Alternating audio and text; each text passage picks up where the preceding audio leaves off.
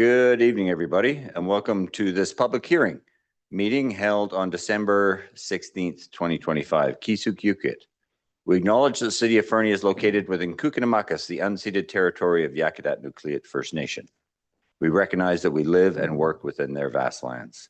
The Kanahunik are from Yakutat Nucleat and are members of the Tanaha-speaking peoples of British Columbia, Idaho, and Montana. And before I call this public meeting to order, I'm going to invite Director Bruce Lennox to the podium, please, and I'll join you there.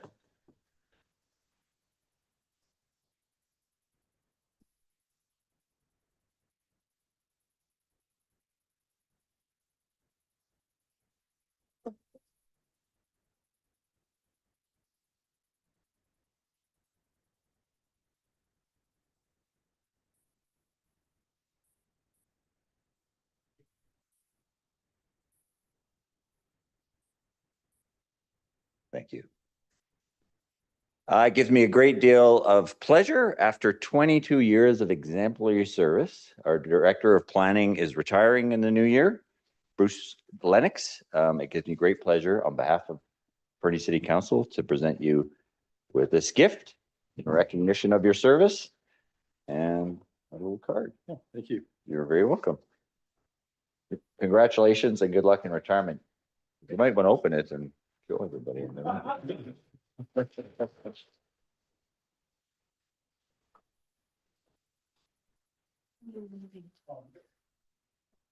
Take a picture? No, turn it around. Well, more subdivisions to do.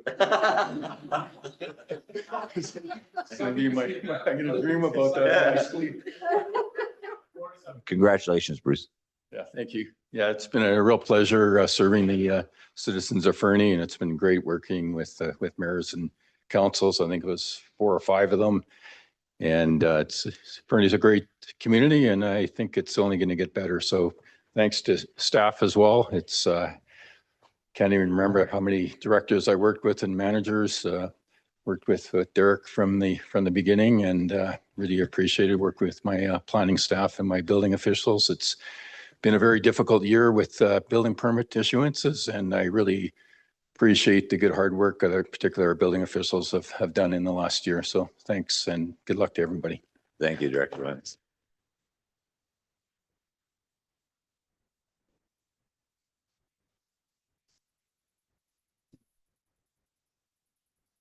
With that, I will call this hearing to order at 6:33 p.m.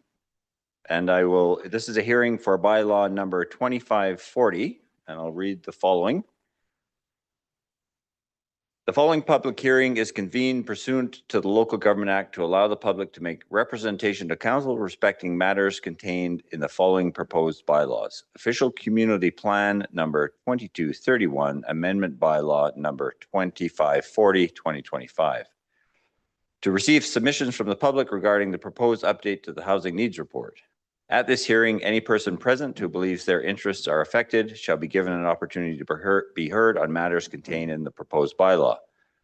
No one will be or should feel discouraged or prevented from making their views known. However, it is important that all who speak at this meeting restrict their remarks to the matters contained in the bylaw. Those of you who wish to speak should, at the appropriate time, commence your address to the council by clearly stating your full name and community of residence. Then you may share your views with council. Members of council may, if they so wish, ask questions of you following your presentation. However, the main function of council members this evening is to listen to the views of the public. It is not the function of council at these hearings to debate the merits of the proposed bylaw. After the hearing is concluded, council is not permitted to receive further submissions on the proposed bylaw. The mayor will convene the regular meeting and council will give further consideration to the proposed bylaw. Speakers have 3 minutes to speak, and our corporate officer will advise when your time is up by indicating with a yellow card indicating 30 seconds left and a red card indicating your time is up. So having begun with that, we'll start with our staff presentation, a report from our acting Director of Planning, Mr. Simolini. And I understand he is also going to have a presentation from some folks from V3 companies and Blue Rock Planning. Good evening, Your Worship and Council. Yes, that's correct. The consultants will be presenting tonight to kick off the public hearing. Just wait for them to get promoted and then they'll be able to share their screen and go through the presentation. As you may remember, we last presented on this back in November for first and second reading. Bill 44 compliance through the OCP to consider the findings of our housing needs report into the OCP. And again, it's part of the larger project, but we're getting the amendment adopted for this section of the bylaw and then roll it into the larger OCP project as well. So without further ado, I will leave it to Jonathan and Kristen to begin their presentation. Thank you. Thank you and welcome, Jonathan and Kristen. Thank you. Just load my screen up here.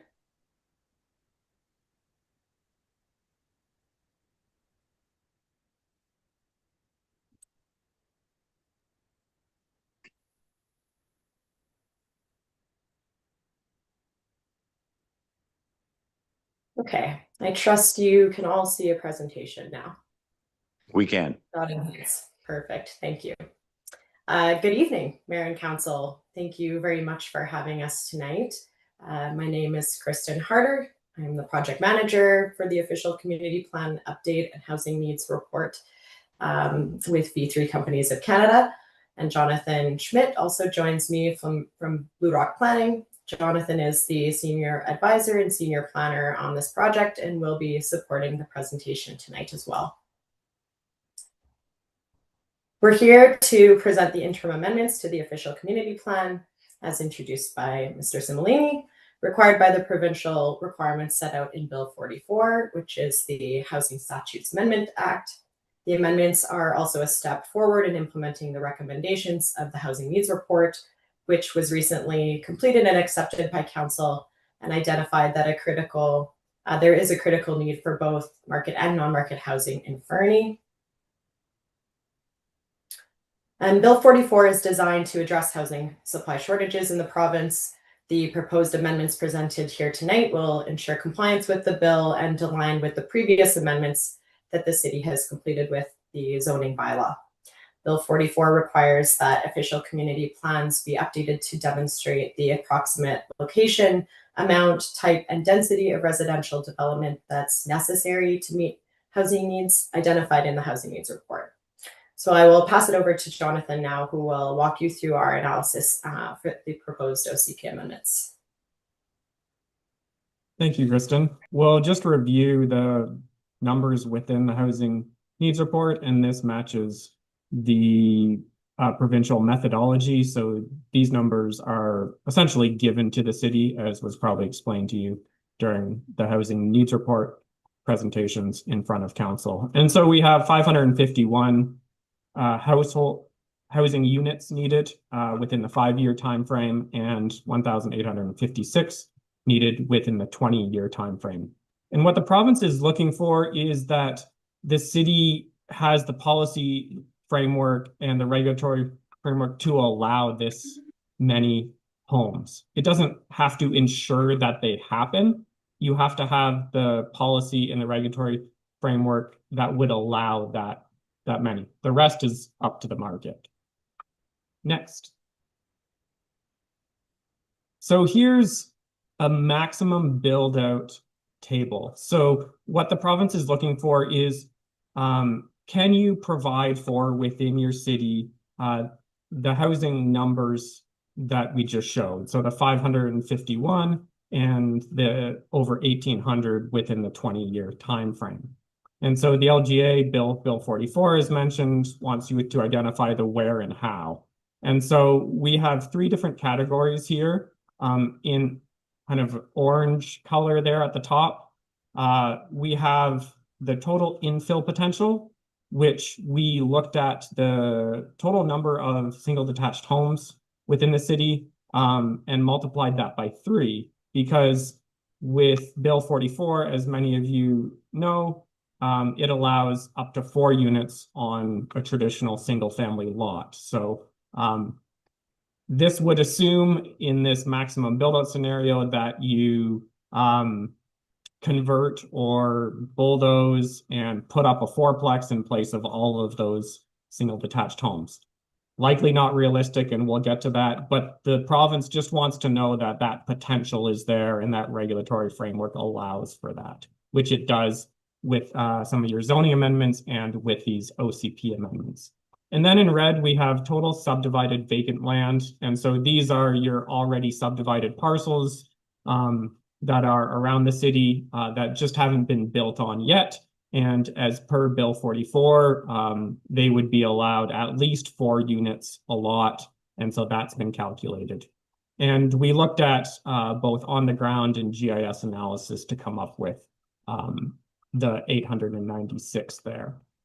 And then we have the green, and that's to signify greenfield lands, which are large undeveloped chunks of land that aren't subdivided yet.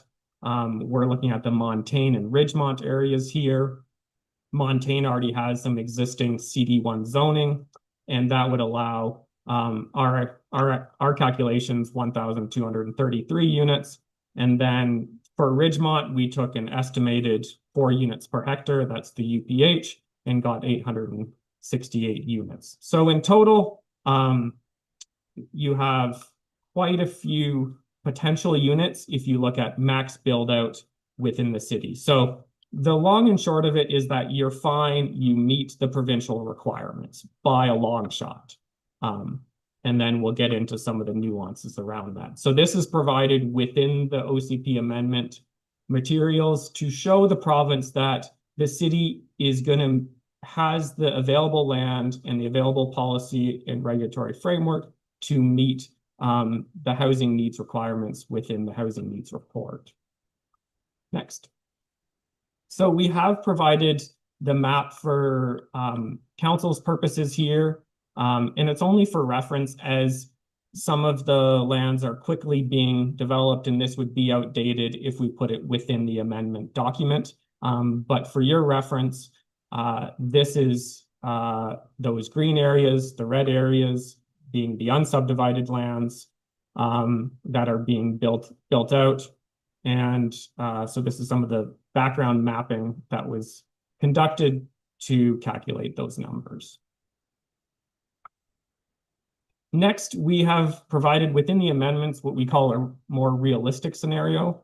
And what we did was change the first 2 numbers there. We only assumed 5% of single detached homes would be converted or bulldozed and replaced with not a fourplex, but perhaps a duplex in this case. And so that drastically reduced the number from almost 5,000 to 162.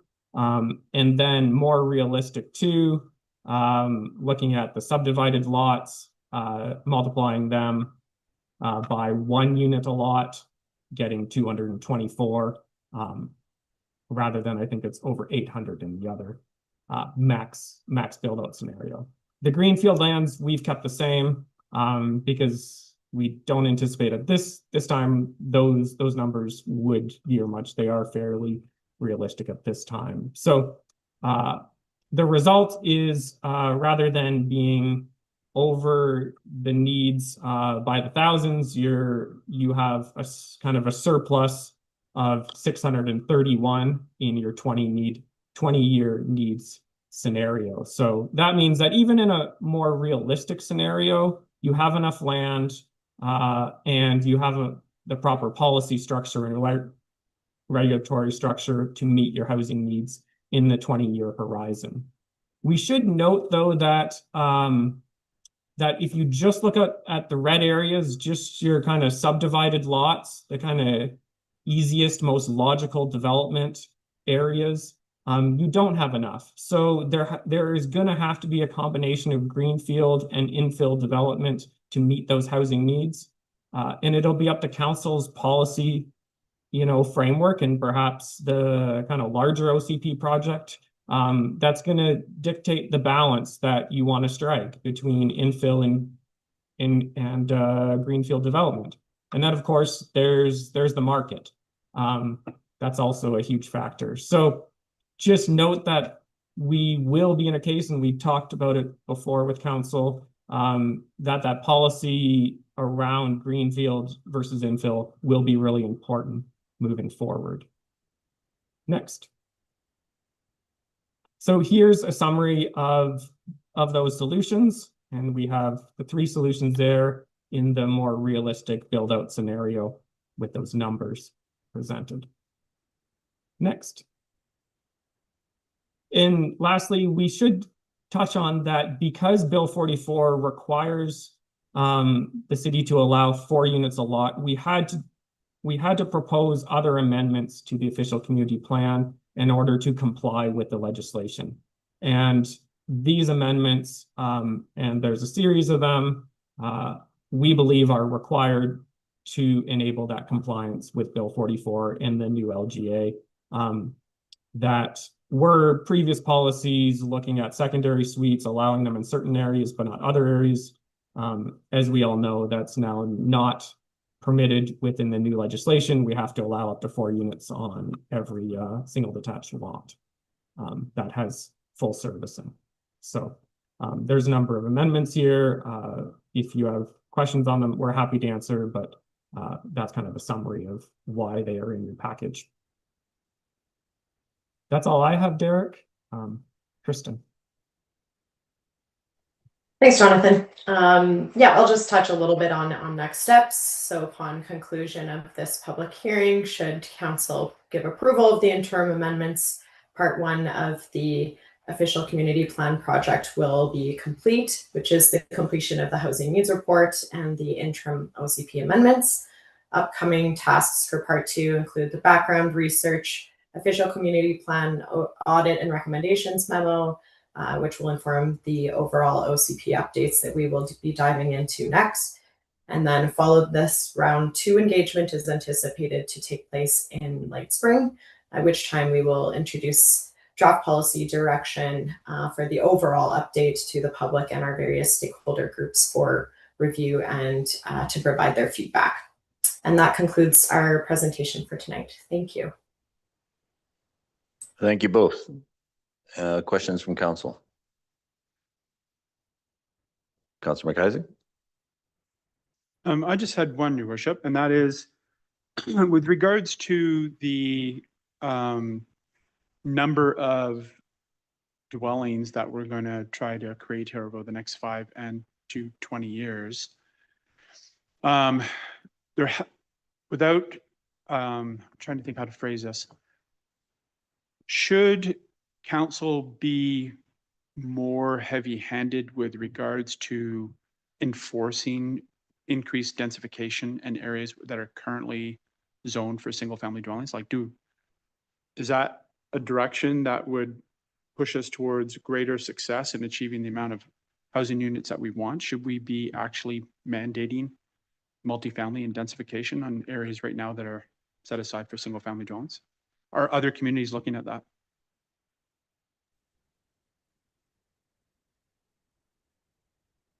Through the mayor, Derek, do you want to answer that first, or do you want us to talk about it? I'll let you go ahead, Jonathan. Okay. Through the mayor to council, I think it really needs to be looked at more holistically in terms of looking at your servicing costs and constraints and what that mix is ideally for you. Communities are looking more at infill, especially when they're land constrained. And depending on the priorities of council, you may or may not be land constrained, depending on how you look at those greenfield lands. If you don't want to focus on infill, then those greenfield lands are essential, or other greenfield lands. And so it needs to be a growth strategy that council and staff work together on. I think over the course of the next months with the OCP would be an excellent time. But you also need to look at the infrastructure and the cost of those and kind of the plus minus at the end of the day of extending that infrastructure into new areas versus the challenges of infill. Infill has its challenges. We know that it's very hard to get a lot of units through infill. That takes a long time because it's individual decisions versus greenfield, where you have a large developer who can get you a lot of units really fast, relatively fast. They don't feel it's fast, but it's relatively fast compared to infill. And so I think council really needs to think where their priorities are in that. And I think staff and the consultant team, you know, and other consultants that the city has around infrastructure can assist with providing data and information on what would be the trade-offs in that decision making. Thank you. Councillor Adia Kelly. Thanks, Your Worship.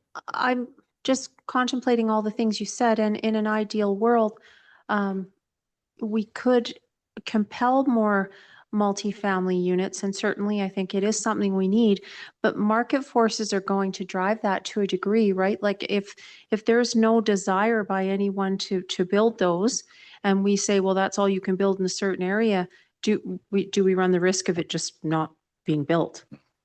I'm sort of thinking that, right? Because that number that we've been given, which has maybe sounded daunting to people, as you mentioned, it was a provincial methodology, and we just have to have the structure in place so that we could meet the number. Doesn't mean we necessarily are going to. Exactly. Yeah, it's as Jonathan said early on, it's these amendments are to ensure we have the tools available, and it's the next decision and strategy is what do we do with those tools. And Your Worship, through the council, to add to that, I mean, stepping outside of the small scale multi-unit housing realm and looking at the more medium density and higher density zonings, small scale multi-unit housing as a comparison can have up to 4 units on a small piece of land, which may actually mean more density than what you see in R3 or R4.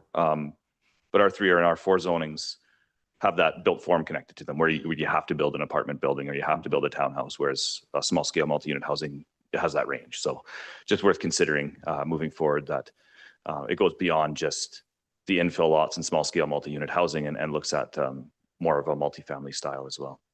Thank you. Other questions, comments? Councillor Shoesmith? Just a comment. As it stands, I mean, this is permissive and not prescriptive. And what I mean by that is you can build density to your taste or to your desire or to your economic drivers, but you don't have to. That's my preference. I think that as it stands, that works. I really don't like prescribing so much. How to put it? Yeah, I wouldn't support forcing high density. I don't really like that idea. Usually when the government tips the scales so heavily, it doesn't end well for everybody. Councillor McCarthy? No, thank you, Worship. Sorry, and I don't want to drag this out into a long debate that's probably going to come up at some other time, but where I was getting at was the struggle that we're going to have right now is if we want to do densification, is our infrastructure doesn't support it in many places. So if we are going to support increased densification, it's almost certainly going to happen in greenfield locations. So if we're going to be permissive instead of prescriptive on what gets built in those locations, but looking at the long-term opportunities for densification of apartment buildings and condominiums and multifamily, et cetera, we better start demanding that the infrastructure that's put in place will support it so that we don't end up in the same situation that we're in right now. So that is going to be communication that needs to go to the developers of those locations. You're not building infrastructure for 10 houses, right? Because this might be 4 apartment buildings at some point. Right. So that's what I was getting at was where do we put our finger on the scale? Is it, we don't want to direct the market, but we do want to ensure that we don't exacerbate the current situation that we already have. Yeah, no, that's fair. Do you have any comments to that, Mr. Simolini? Yeah, Your Worship, I think just as far as like infrastructure planning and subdivision planning, it's something that we're going to have to start taking into consideration, right? That the density can be up to 4 units per lot. So rather than your traditional single family water and sewer mains going down the street, we need to look at potentially something bigger. And working with engineering and our capacity analysis to work out where and when that can happen. Yeah, yeah, because as it stands, we can allow it where that infrastructure can support it. But to be forward thinking, we need to ensure that the infrastructure can support it wherever it could potentially be built. That's correct, Your Worship. And if I may just add to that on the infill side of things, the number that was used to get that more realistic is actually reflective of what we've already seen in the past. As far as someone to get a secondary dwelling unit above a garage, for example, they would have to come to council, get a rezoning and go through a variance process and get all of that sort of sorted before they could do it. This just frees up the ability for them to do that without having to go through those steps, right? So we might see that the market is already sort of there as far as providing those. We've seen quite a few of those in the past, and now it's just more of a less red tape, so to speak, for them to be able to get building permits for those. Thank you. Anything else from council? Councillor Shoesmith? I'll be more brief this time. Thank you, Mayor Milligan. Yeah, that was actually a really good point, Councillor McIsaac. Also, I would just like to add to the discussion, I'm not actually a favor of growth for its own sake. I think that that's not necessarily a good for everybody involved by default. I just think a hands-off, open approach is the best. Thank you. With that, I will turn to thank you, Mr. Shimley, our corporate officer, and ask for a summary of any correspondence related to this hearing. Your Worship and Council, the report in Council's hearing package outlines a summary. As of 4 p.m. today, no external public comments or written submissions regarding bylaw 2540 have been received. Thank you. And with that, I will call for submissions from the floor or electronically, if anyone's indicated. I will call a second time for submissions from the floor or electronically. If you want to speak to this bylaw amendment. Yeah. And I will call a third or final time for any submissions from the floor or electronically. Seeing none, we will, unless Mr. Shimley has any other further comments, we will call this public hearing closed and close the hearing at 6:58 p.m. Thank you. We have a very full agenda tonight, so we'll move right along into our Committee of the Whole meeting held on December 16th, 2025. Kisukukit. I once again acknowledge that the City of Fernie is located within Kukinamakis, the unceded territory of Yakutat Nucleate First Nation. We recognize we live and work within their vast lands. Akanahunik are from Yakutat Nucleate and are members of the Tanaha-speaking peoples of British Columbia, Idaho, and Montana. And before I call the meeting to order, because the agenda is so full this evening, I'd like to wish everybody online or who's watching or who watches this following up or who's with us this evening a very best of the season, because I'm almost certain to forget before we finish. So I will call this meeting to order at 6:59 p.m. And I'll ask for a mover and a seconder for the following staff recommendation: that the agenda of the December 16th, 2025 Committee of the Whole meeting be amended to move item 7.6 wastewater treatment compliance design project report to the beginning of the business items, and to defer items 7.2 draft outdoor spaces inspection policy direction request, 7.3 draft tree removal policy direction request, and 7.4 draft advertising and sponsorship policy direction request to the January 2026 Committee of the Whole meeting, and the agenda of the December 16th, 2025 Committee of the Whole meeting be adopted as amended. Mover, Councillor Roddy Kelly, seconded by Councillor Shoesmith. Any discussion? All those in favor? That is unanimous. Thank you.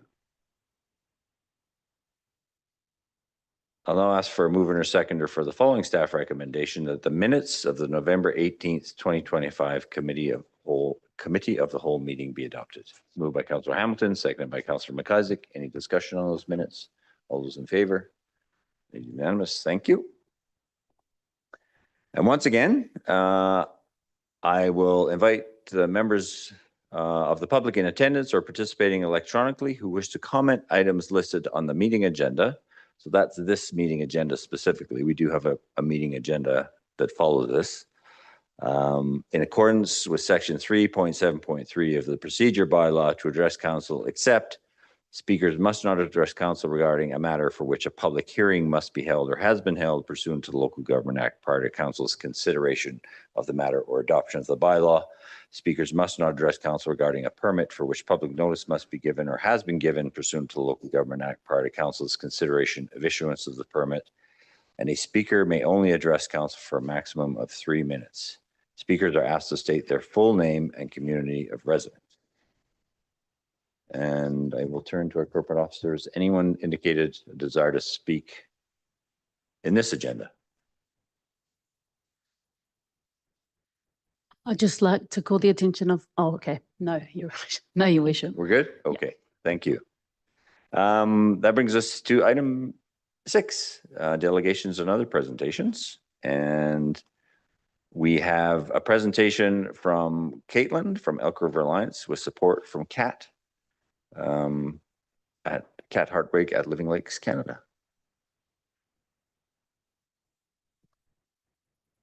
You have 10 minutes and we'll follow up with questions.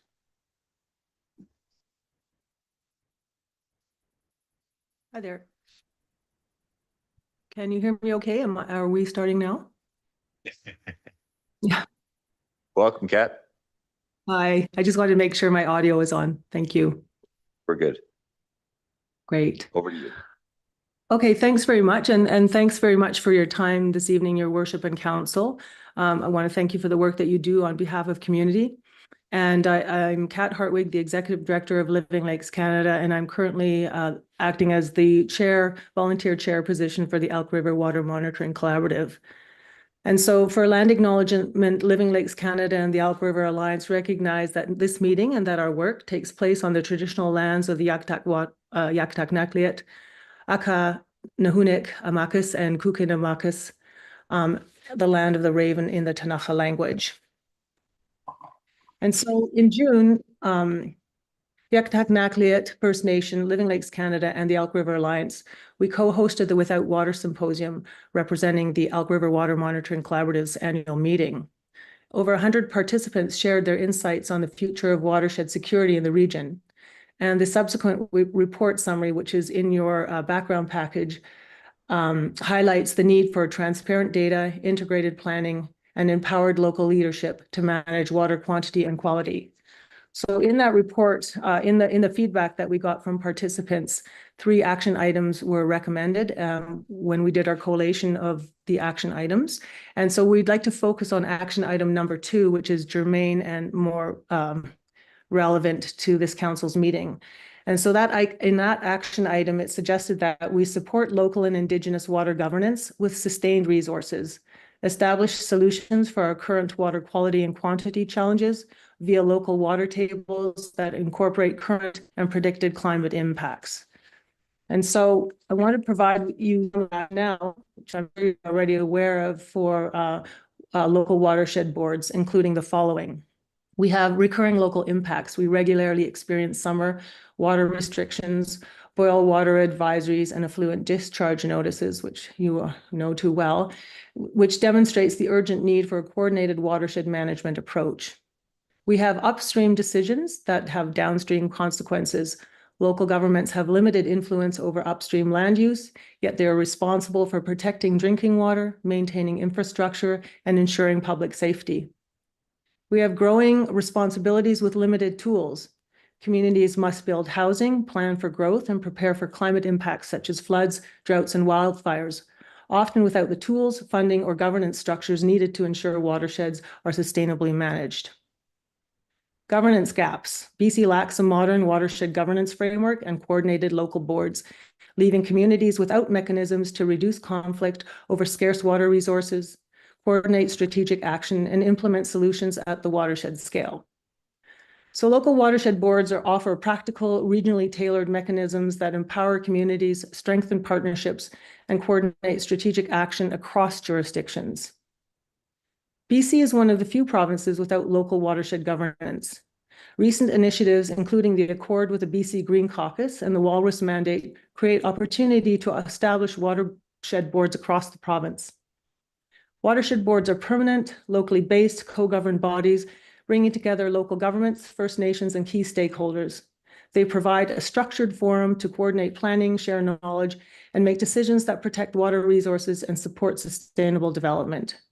So in summary, the key benefits of local watershed boards: coordinate strategic action, deliver targeted solutions, strengthen partnerships and encourage collaborations while reducing knowledge silos, empower communities to give local residents a voice, enhance resilience and public safety by improving water security and climate preparedness.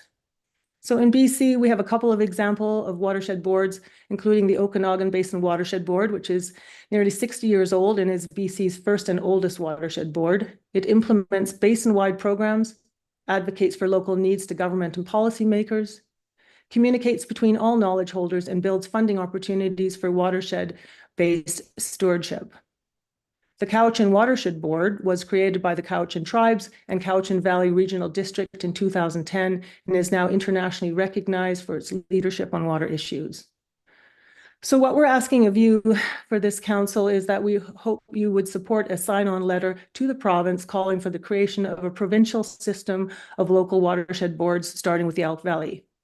Included in your package was a letter that we had distributed in the pre-reading materials to council, where Nisukan Haida Gravel from Yakitak First Nation is the lead signatory already with Living Lakes and Elk River Alliance, and wishing to get supporting signatures so that we can move forward on building a coordinated approach to local stewardship through water governance tables.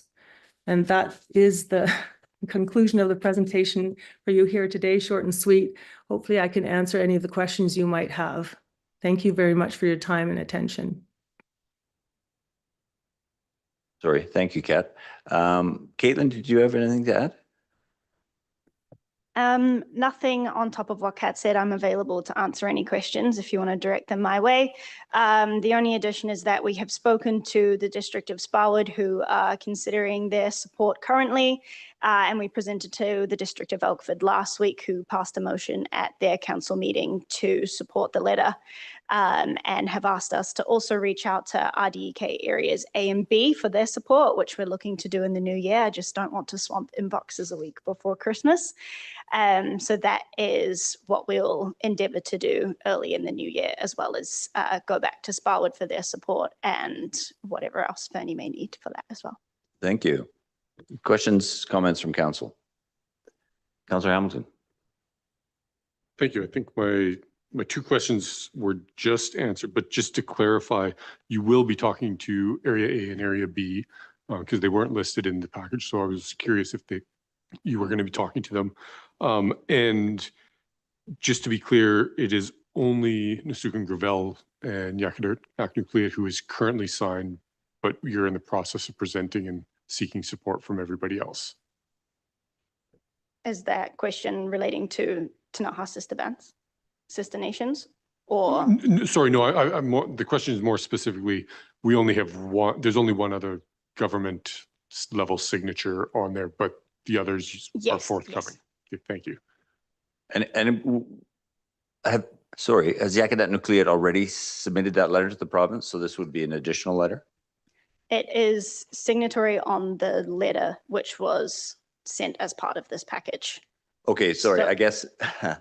Rather than a letter of support to support this, we're trying to do it as one consolidated effort and send it So in we one. would sign that same letter. Additionally, Okay, yes. thank you. That wasn't quite clear, but Yep. thank you so much. Thank you. Another question, it was mentioned in, what is the Walrus Mandate? Like, what exactly does that mean? Because it was in the report and it was in your presentation.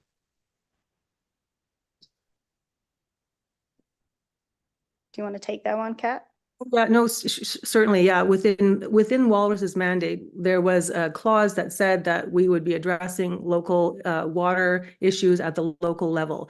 And so I don't know if it was moved down the road within the mandate, but certainly there was indication that there was room for that within the mandate. So, and that's what we were told. Okay, thank you. Yeah, I can get the language around that if you like, just to make it more explicit, but yeah. Yeah, no, I appreciate that. And I do, I like the thinking in terms of local watershed governance, not least of all, as I've sort of recently learned that the Southeast Initiative, which was an initiative of the provincial government to govern, amongst other things, watershed impacts from industry and communities in the Kootenays, or in the Elk Valley in particular, has now is being moved into environment. Right. And yeah. so it feels a little bit like that, where we had a body that was directly responsible, and I'm a little worried that it's going to be subsumed into a ministry that is, as every ministry is, shy in resources, and maybe its mandate won't be quite as clear as it was prior. Anyway, Right. just Councillor Shoesmith. Thank you, Mayor Milligan. For those at home, what's the idea with the funding stream? Where would the funds for this come from? Yeah, that's a good question. And in part, that's why we were advocating for years for the Watershed Security Fund. The Watershed Security Fund is a $100 million fund. We presented 3 times to the Budget Committee. The challenges that communities in BC are going to be facing with drought and flood will exceed the interest that's being paid out annually from that fund. So that fund is definitely oversubscribed. I think it reallocates around $3 million a year. And so one of the things that we've also been advocating for is that the proportionate use of water is increased towards industry having to pay for the amount of water being used, so that we can resource local water tables to address local problems. It's a challenge for the province, and many provinces across Canada. Quebec's probably been dealing with it most progressively. But yeah, that is the big question. Where's the money going to come from? But I think that if we have local water tables, you can have more opportunity to try to find out where you can get funding through other sources, not just provincially, but also federally. Thank you, Kat. Councillor McIsaac. Thanks, Your Worship. I was going to ask a very similar question. Because the Okanagan Basin Water Board was referred to in the report, I went and looked up them to see what they do. And I noticed that, so they raise money through tax assessments. They don't have any taxation or regulatory power. So how does that work? Do they convince the local governments to increase taxes on industrial users and then give them a portion of that money? Is that how that's working right? And you're asking the question to me then, are you, Councillor? Yeah, and so I'm asking it to the ether. I'm hoping a voice will come back and tell me the answer. Yeah, I mean, I wish I had Anna Warwick Sears here, because she was the executive director of the water table, but it was a policy advisory group. And so the legal mechanisms under which that were undertaken to implement the advice from the governance group, I'm not sure how that worked exactly. I think this is new territory for all of us. So because the problems are unique to each region, and so I'm not clear about the legal mechanisms, but I do think that the policies that are in place now probably are a little bit dated to contend with our current climate challenges that are cumulative and impacting community. Yeah, as we've just seen. Yeah, exactly. Okay, thanks. So I guess to be determined, I guess, is really where that's coming from. And with regards to the issues that this fund would address, in a number of places, you use the language of addressing, as well as in we will address these issues, or we'll be addressing that. When you say that, what do you mean by addressing? Are you talking from the perspective of an advisory board giving advice? Are you creating strategic planning documents that you expect signatories to follow? Like what do you mean when you say addressing? Well, what I mean is that when we have cumulative impacts, we are feeling the impacts at the local level. So we're feeling drought, we're seeing that wells are drying up, and we're reacting to that. And we're not really having an opportunity to progressively plan as a collective in our communities around watershed stewardship. And so it feels to me as though the local community needs to be empowered to be able to address local problems. And that's what we see happening throughout the province. I mean, Gibson's, the town of Gibson's, same issue. And so I'm not sure about the legal mechanisms by which we can influence decisions around how that will impact the health of our community's well-being and water supply, say, for example, in the case of Southeast BC. And so I think it's a problem that we're all sort of contending with, and it hasn't been resolved. So I'm not sure if I'm answering your question exactly. It's just that if you don't have some delegated authority at the local level, I don't know that we're going to be able to deal with it locally. And that would be the essence of what those water governance tables would be looking like and responding to, and hopefully pre-planning and not reacting. And so addressing the best we can. Right now, we're pretty much in a reactionary mode. I mean, we probably should have been on this 30 years ago. So just Final? yeah, thank you for that. And I apologize if I'm not intending to sound argumentative here. I really am trying to understand what the benefit of having a particular and I'm not going to use the word oversight there, but like a larger body throughout the local area. Since at least within the municipality of Fernie, we have lots of ability to do that, but there's not a lot of coordination. So I guess the question I'm asking really is, do you perceive beyond the forward-looking goal of this particular group, the coordination of work between different local governments, such as the Tanaha, District of Sparwood, Regional District, et cetera, where that coordination doesn't currently exist? Is this what you see as being what the ask to the provinces is? Let us self-organize? Is that essentially what you're asking for? Well, self-organized to help address local problems with support. So yeah, it is, because it'll require all levels of government to address things. I mean, you are dealing with the issues within your parameters of the city of Fernie, but of course, as you know, your watershed is outside of that, but you're going to be impacted by the activities that are occurring in your watershed outside of your political parameters. So that's what it is. And it's just resourcing local groups to be able to do that. And what does that look like? And of course, the province is challenged to find the resources as well. So can we collectively determine what other areas we can tap into? The Okanagan Basin Water Board, I know they got federal gas tax money. So there's other ways to try to get the support for these local water tables. But this is also new for me. This is just an opportunity. Right now I'm in my capacity as chair for the Elk Valley Water Monitoring Collaborative. It's all about water quality, but if we don't have the water quantity piece addressed, the water quality will also diminish. So we can't address things in a compartmentalized way anymore. That doesn't work. And so it's pushing us to look at the whole and manage holistically, which requires multi-jurisdictions, which usually water tables can help address. Thank you. Councillor Shoesmith.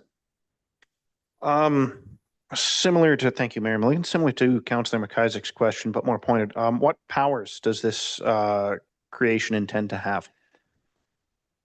Well, I don't know. So, because I'm not a lawyer, and I don't know what the powers that the Okanagan Basin Water Board have other than they're an advisory. So they're a well-intended advisory to support their community and their constituents, and they provide advice and data and information to policymakers and decision makers. Those are our mechanisms, and they may or may not actually address our problems, but that's what we have right now. But right now we have no local advisory to direct policy around sustainable water use and to protect our watersheds for our communities. Thank you. I have one question and then an observation. So who would you be looking for someone from, say, the city of Fernie to serve on the water board? And who would that be? Would that be typically a member of staff or an elected official? Well, again, it's not my table. It would be the table that serves the community. And so it would be, I mean, right now, the mandate of the Elk River Water Monitoring Collaborative is very narrow. And I think and I don't know if it's the body to broaden the mandate or not, or if you need a whole new local water table. But yes, I would certainly say that there would need to be local representative from government at all levels, right? Right.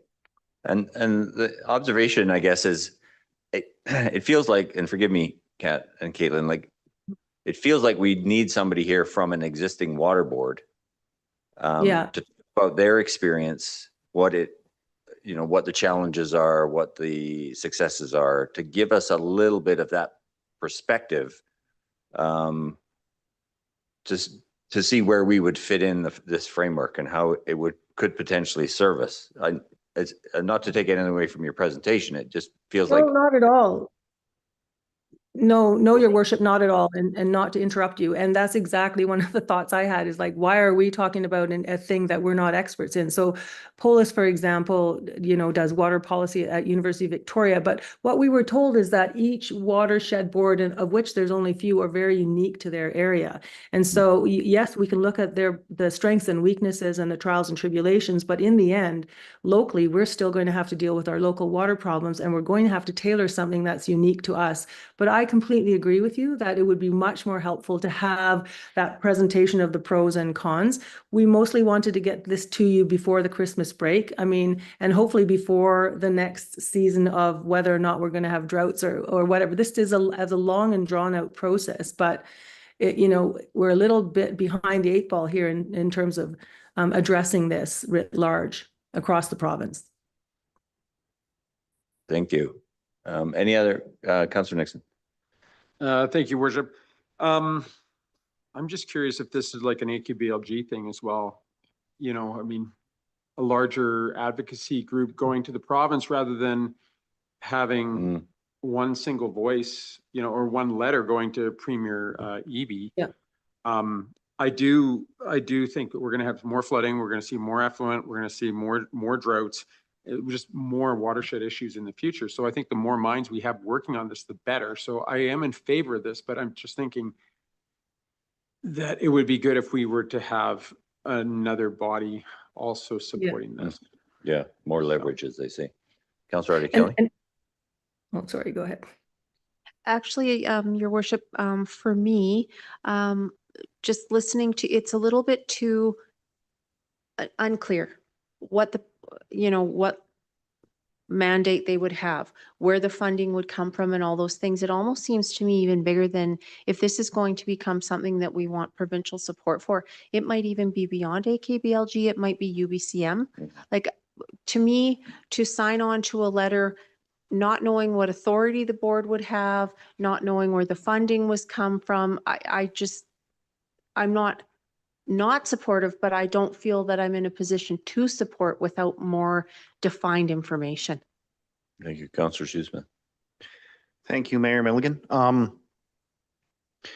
Yeah, I'm somewhat concerned. Call this ill timing, but I worry about areas that delve into this. California would be a nice example, with lots of overlapping water management systems. And at the same time as they've grown by multiples, their own water improvement processes have stalled under their own regulatory weight of plowing through the number of bureaucracies and different things that they have to do to get things done. And so they see compounding failure upon failure.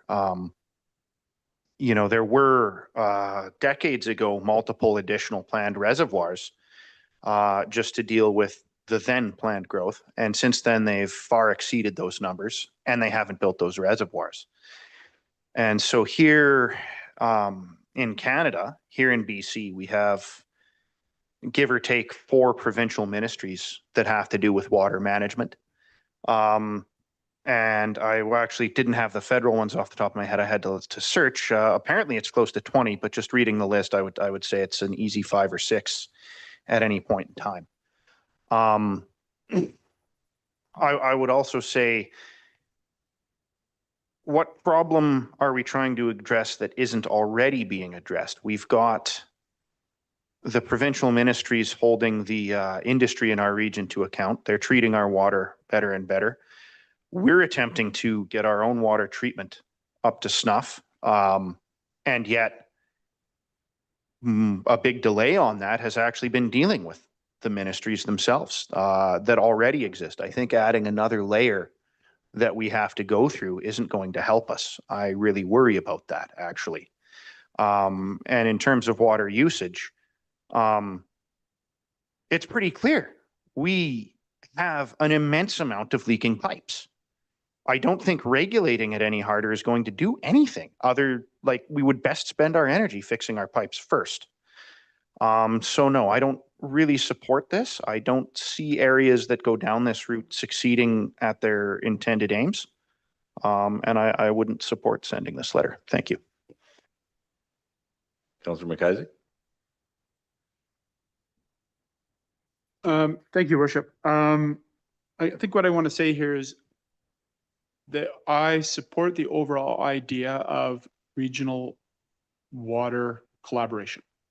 We're all the communities in the Elk Valley are all astride the same river pathway. We're all affected by it, and having a cohesive and collaborative approach to managing that water seems, on the surface at least, just a generally good idea. I do struggle in that, and I realize this is very, very early days in the process here of not knowing too much about the who's and the what's and the where's and the when's. It makes it difficult to just, let's do it. Now, there's some advantages of early days too, in that there's often more opportunity to shape the thing to be more valuable and so on. But I will say, although, again, I like the idea, I'm not sure if it's quite ready for us to sign a letter to the Premier yet, but I do think that this really should, because it's a regional concern, we really should be having discussions, as Councillor Nixon suggested, at the regional level, at Association Country Local Government. I took an opportunity to do a quick search of the UBCM resolutions database and could find no resolutions about the establishment of water boards throughout British Columbia. And that seems like a very natural step if we're looking at a provincial issue. So I think that there's some groundwork to be done before we get on this. I certainly would like to have had the opportunity to hear from somebody who's directly involved in a water board. I think that would be incredibly valuable to hear. This is what we're getting out of it. This is what we're putting into it. And this is why we think it's valuable or not valuable. I'd really like to hear that before signing this. I like the idea. I just don't think we're there yet. Thank you. Councillor Rodney Kelly. I was thinking to your worship that it should be a topic of discussion at your RDK board level meetings as well, even before AKPLG. Yeah, the broader the outreach, the better, I think, Yeah. in advance of that higher level advocacy. Definitely. I thank everyone for their comments and the conversation this evening. It's been really valuable. And I think for us, if we stick to the status quo, what we see on the weekend continues to occur. And for us, this is an opportunity to start having these conversations. So the contention and the questions and the back and forth is actually what becomes the most valuable part out of this, so that we can continue to work together. And it's my privilege as program manager for the Monitoring Collaborative to see over the last 6 years since it started how the growth has happened in that incubator environment, to go from having a couple of NGOs wanting to be a part of it to getting industry, municipality, provincial, First Nations representation across the board, all coming together 6 times a year. The amount of things that I have learned about this valley above and beyond what my day job is at the Elk River Alliance has been invaluable. And I can see how that as an incubator, but working more broadly with the province, more broadly with decision makers, governments and municipalities to get that on the watershed level is something I'm really passionate about. So while we may not come to a decision this evening, being able to take the minutes from this and work on coming back with being able to present something further and working with teams at the city to start to fine tune what you guys would like to see, and being able to kind of present that in there is going to be valuable takeaway. So thank you, everyone. Yeah, that would be helpful, Yeah. Caitlin. Thank you. And just timing wise, if we were to make a presentation or take a resolution to AKBLG, I'm looking at Councillor Hamilton. Is there a timing window where it'd be most effective if Caitlin and potentially Kat and someone from a water board came back? Yes, I'm scrambling my memory banks trying to remember what the deadline for submission is. And February 28th? I was gonna say it's, yeah, somewhere around there, give or take a day or three. Yeah. Okay. Councillor McIsaac? Thank you, Worship. Because this is a larger regional issue with a bunch of potential signatories already, if we have the opportunity to hear from someone in advance of this before considering a resolution to AKBLG, that would be great. But I really think this is the kind of resolution that we would want to get to AKBLG a month or 6 weeks early to give other local government the opportunity to sign on with us. Okay. Like that's the getting in at the last minute always makes it difficult to then go, oh, we also support that too? And then how do we make that work? Whereas with a little bit of extra time. So, if we could aim to have something in to AKBLG, assuming that we were going to move forward with this, I'd really like to see us shoot for the end of January to give a good month for other local governments to get involved if they want. Councillor Hamilton. Thank you. Yeah, and to further what Councillor McIsaac said, another big aspect moving forward with UBCM and AKBLG resolutions is having all the backgrounders. And so to have a couple extra days or a week or three to build that backgrounder document and have the information to submit and support it, be it the results and experience in Kelowna and elsewhere, that would also really support getting additional signatories. Thank you. Is that helpful, Caitlin? Yes, that is all very helpful. Thank you. And thank you so much. And Kat, thanks very much for your presentation this evening. Oh, you're very welcome, and thanks for your time.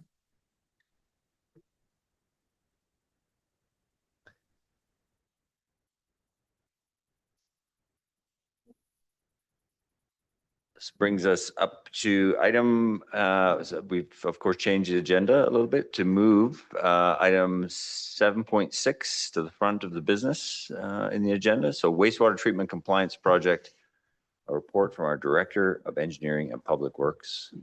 Welcome, Director Weir.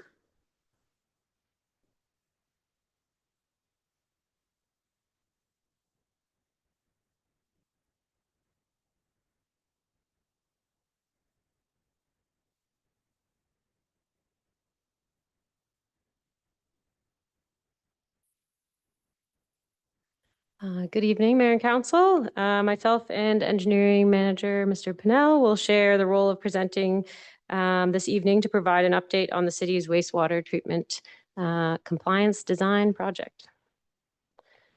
So an outline of what we're going to cover in our presentation is we're just going to walk through a brief history on the work to date to get to our municipal wastewater regulation submission and review next steps for registration under the MWR and eventual compliance. And then we'll move into a review of current operations of our wastewater treatment plant and also some information on last week's emergency wastewater treatment event.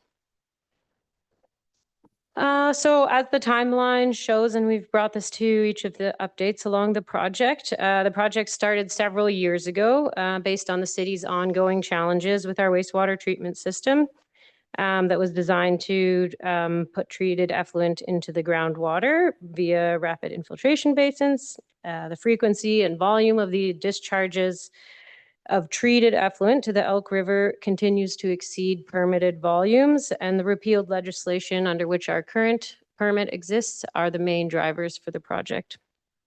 So in 2022, we worked with the ministry to determine the most effective path to regulatory compliance and worked through all of our application requirements, what we needed to prepare. In 23, we conducted an extensive sampling program and background data collection. In 2024, we worked through the completion of our environmental impact study and to define the receiving environment and to develop our understanding of the river geomorphology to inform our outfall location. And then 2025 has been focused on design of solutions to treat the required parameters for full-time discharge to the Elk River and prepare all of our relevant reports under the MWR application. The next steps of the project are broadly to get registered under the MWR, construct the upgrades, and come into compliance in the next couple of years. And I'll hand it over to Mr. Pinnell to go over the next portion. Thanks, Director Ware, and good evening, Mayor and Council.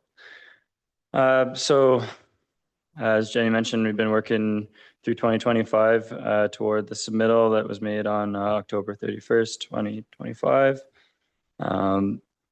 Submitted the application under the MWR to the Ministry of Environment. The main purpose of the submission was to seek regulatory approval to discharge treated effluent on a continual basis to the Elk River, ensuring compliance with the MWR under the Environmental Management Act. The site plan shown on this slide demonstrates that the proposed facility upgrades are largely utilizing the existing processes and basins with an additional treatment step applied in the basins which were historically designed for rapid infiltration. The outfall relocation moves upstream from the small side channel to the main channel.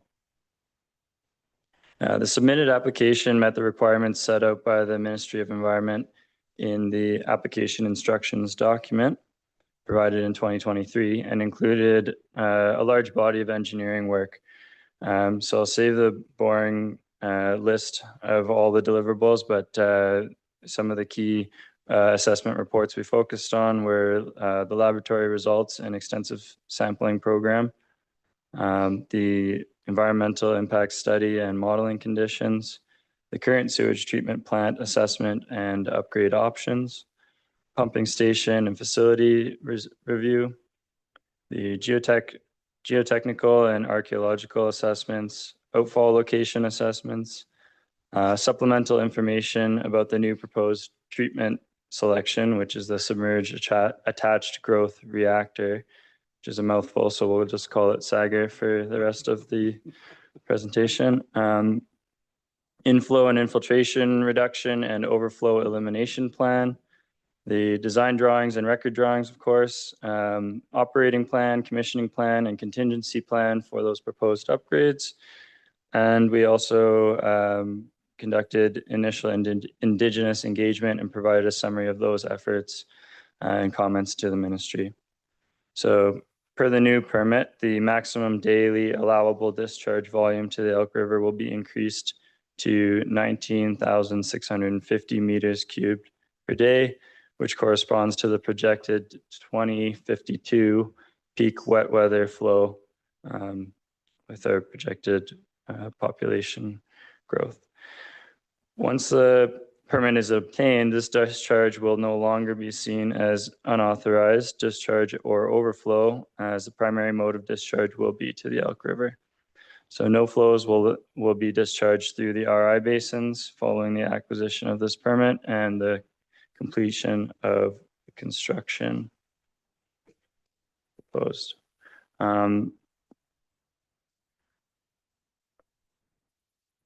I understand that it's a pretty small figure here, and there's a couple more figures here that if you do have some questions, just let me know and can dig into that, but I'm not expecting that you can read all the fine print. It's just a visual representation. So moving ahead to the major components of the upgrades, we list them here in kind of a simple 5 steps.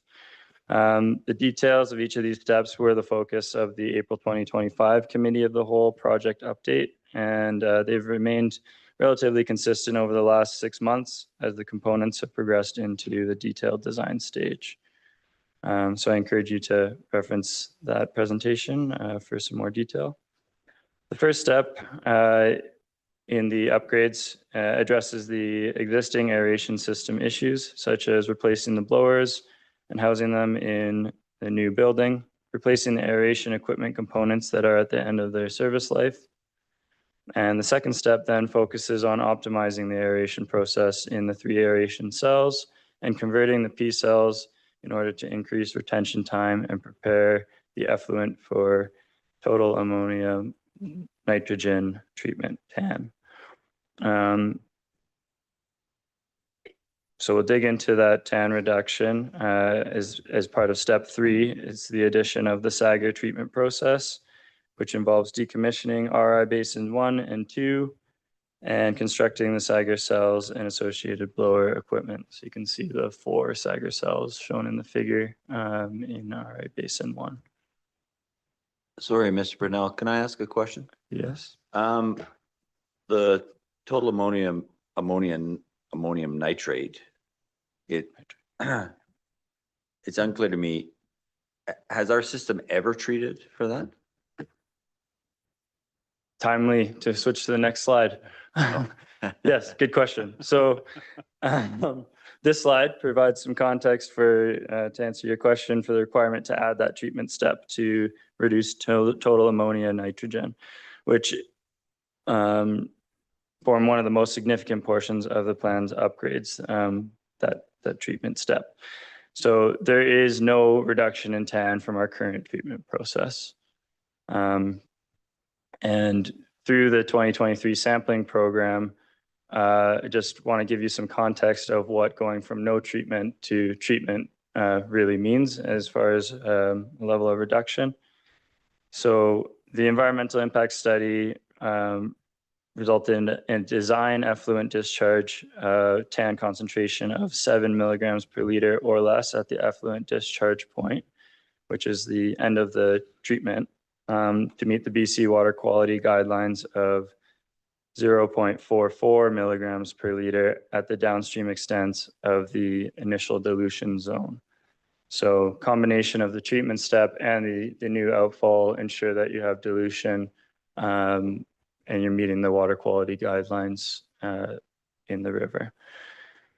That dilution zone was informed by the environmental impact study and accounts for scenarios with the lowest river flows in the summer and the highest wastewater treatment plant flows. So in the figure, you can see the recorded levels of TAN in our treatment from, like I said, in 2023. The proposed treatment facility provides roughly 3 times reduction in the effluent TAN concentration. You can see as you move right on the figure there, there's obviously natural dilution, but with the treatment, you start way down low, just above 5 and 7 milligrams per liter max, and so you're not relying on dilution to remove that constituent in the concentration in the river. Did that answer your question? Well, it was unclear to me from the report, and forgive me if I'm obtuse, but what the current system was designed at some point to reduce TAN. Is that correct? No. Or is TAN a new parameter that we have to deal with? That's right. TAN. So our current permit that we are operating under has no requirement for a TAN concentration. So therefore there is no designed treatment for TAN reduction, and largely there is very little to no TAN reduction through the current treatment process that was shown to us through the EIS study and our sampling before and after our current system. Okay, so drilling down on it's not due to any kind of degradation or anything. No. It just never was designed. It was never designed to do that. Yeah. Is this due to a change in the regulatory regime, or what's happened? Like, if we didn't design it to treat TAN, and now we have to accommodate for TAN. What changed in there? I believe there's two major changes there, which is one where we're, instead of discharging to ground, we're discharging to surface water. And at a certain trigger of quantity and flow, you are then governed, MWR governs you to a certain quality. Okay. But there is, again, it isn't just written down that every discharger must meet TAN concentration at their effluent, because every body of water that you're discharging to is different. So that's why you need an environmental impact study to inform how that dilution zone is going to react or is going to meet the water quality guidelines once the effluent is diluted in the river stream. Okay, So, thank you. But that leads to another question. If our receiving environment is different than, well, everybody's receiving environment is different, are we being influenced by inputs? Is that level being influenced by inputs upstream? Like, I know nitrogen is a background levels in the river are considered in the environmental impact study. And is our for river sure. high, generally speaking, in terms of bodies of water in the region? It'd be more of a qualified question, I guess, than I don't have how high, but yes, we've been told that it's elevated. Okay, so I guess the short answer is our receiving environment is putting us in this position where we have to reach a certain threshold for TAN. That's right. Thank you. Sorry, Councillor Artie Kelly. Just following a little further along in your thought process, I think, Your Worship. So we are impacted by the upstream inputs. It is sort of tailor-made to what our how do we future-proof that?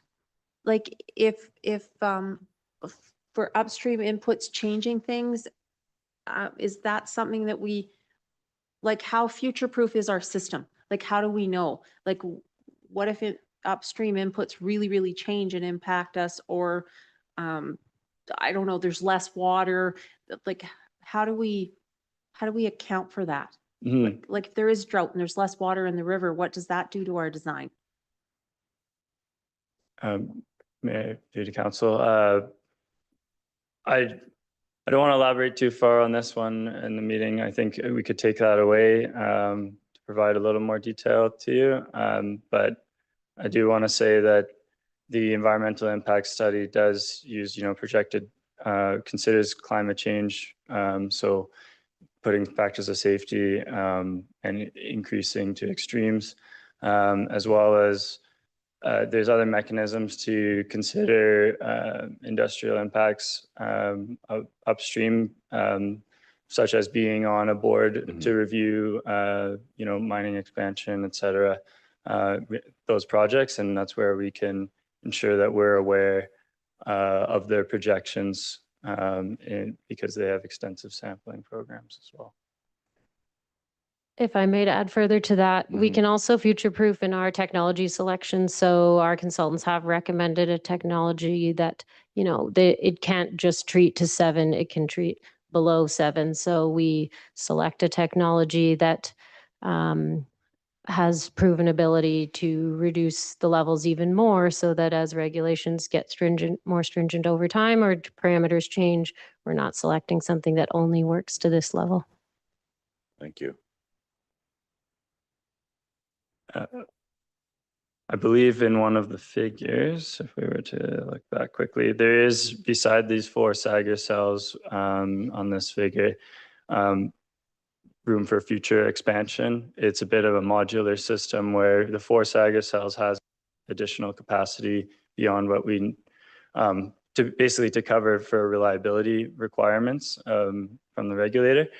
But inherently, you can increase capacity by adding more modules with this technology. Oh, sorry, went the wrong way. Okay. So to jump back into the remaining steps of the system upgrade, Step 4 will likely be addressed in parallel with the treatment facility upgrades and involves upgrading the pumps and screening equipment at the Riverside Lift Station, for which we presented the design and budget for in March, and also addressing inflow and infiltration I&I with critical linear asset replacements. The I&I reduction is an important step required both functionally and by the regulator to reduce the hydraulic overloading of the conveyance system and the treatment facility. These steps relate to eliminating overflow situations that we experienced last week, and we'll touch more on this in detail at the end of the presentation, as Director Weir indicated. The final step to meet the dilution requirements, which we've been discussing, is achieving proper mixing by relocating the outfall and installing the associated required pump station to convey the effluent from the treatment vein to the outfall. This reduces the risk associated with future movement of gravel bars within the river channel and is more robust protection against flooding as well.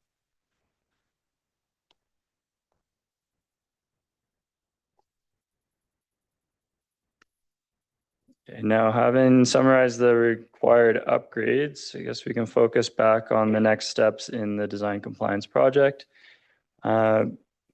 Staff are currently engaged in a series of meetings with the Ministry of Environment to review preliminary feedback on our application. And they've completed a screening review and requested some additional information that's due for submission in January 2026 to move the application into the detailed review process. Meanwhile, we're finalizing designs on some components of the upgrades and preparing detailed cost estimates. The current project cost estimate is around $40 million, which is a Class C estimate plus or minus 25%, based on information currently available, but this number is most definitely going to be refined in the next 6 months and presented back to Council in much greater detail for consideration with an accompanying proposed construction schedule and funding strategy. The MWR registration process requires that the proposed works are constructed within 3 years of the registration. So we've been informed by the MOE that the registration process will take approximately 12 months, giving us a timeline that looks like being registered by the end of 2026 and required to build the proposed works to achieve compliance by the end of 2029.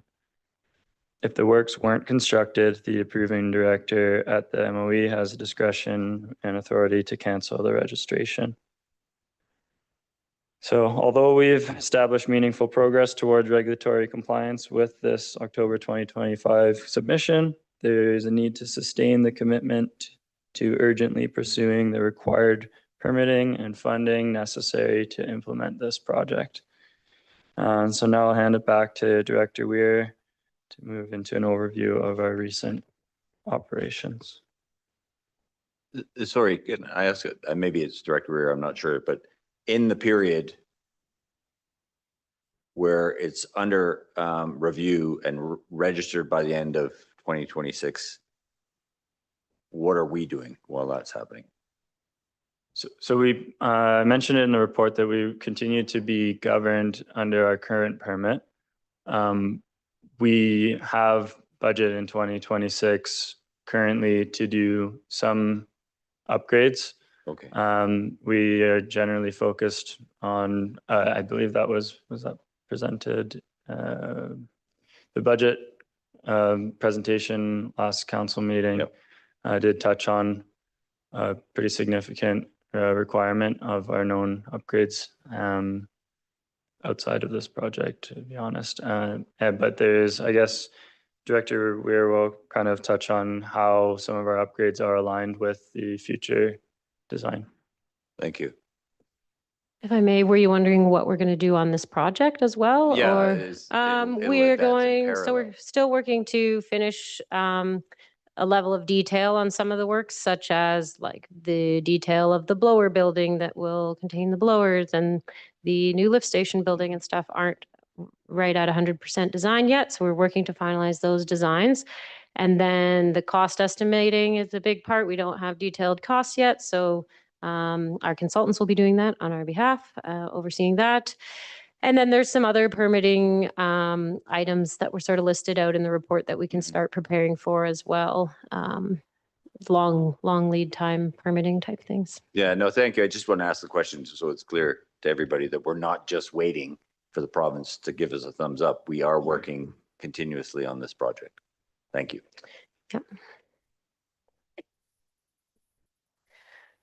So with the update on the project proposed upgrades, we also wanted to take an opportunity to present sort of the status and recent performance of our wastewater treatment facility and the work to stabilize and optimize the current treatment processes while this major design work is ongoing. So over the last 5 years, we have done a number of significant maintenance projects. Just recently in the spring, we desludged our second aeration basin 2. The first one was desludged in 2022. We installed new aeration equipment in 2 of our 3 aeration cells over the last few years. So just this past year, aeration cell 1, the aeration equipment was replaced, and in 2019, cell 2 was done. We've worked on the design of the improved screening facilities and Riverside Lift Station, which you see gets drawn into this in terms of the overflow and conveyance concerns. And so this graph shows here that our current system regularly treats our community's wastewater to meet our current permitted water quality guidelines. So the figure shows performance of the current wastewater treatment plant monitored against the provincial permit over the last 6 years, and you'll see 1 exceedance of TSS and 1 of BOD, and otherwise they've been consistently below the reporting requirements. Those are the 2 and only 2 parameters that have numerical concentrations that require treatment under our current permit.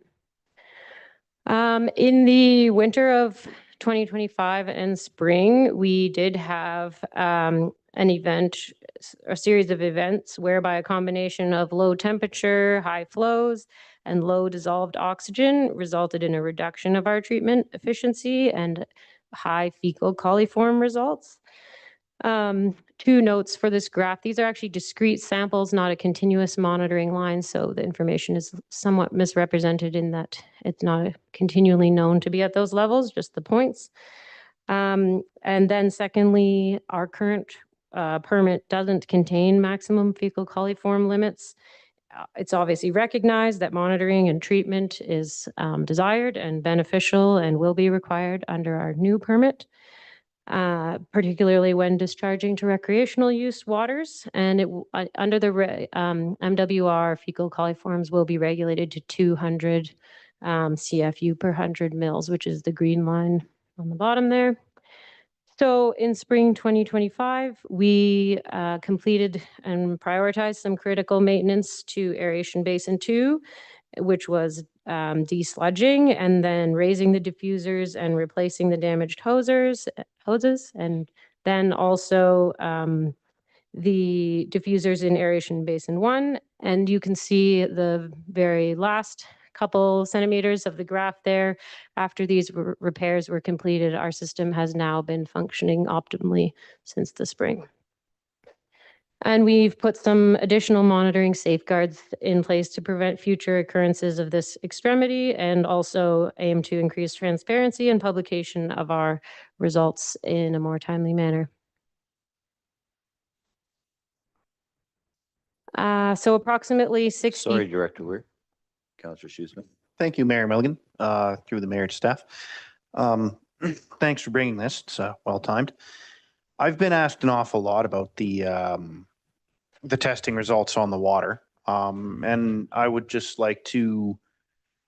I would like it if we made that public as soon as we have that. I think that would be really nice. I think people would appreciate that.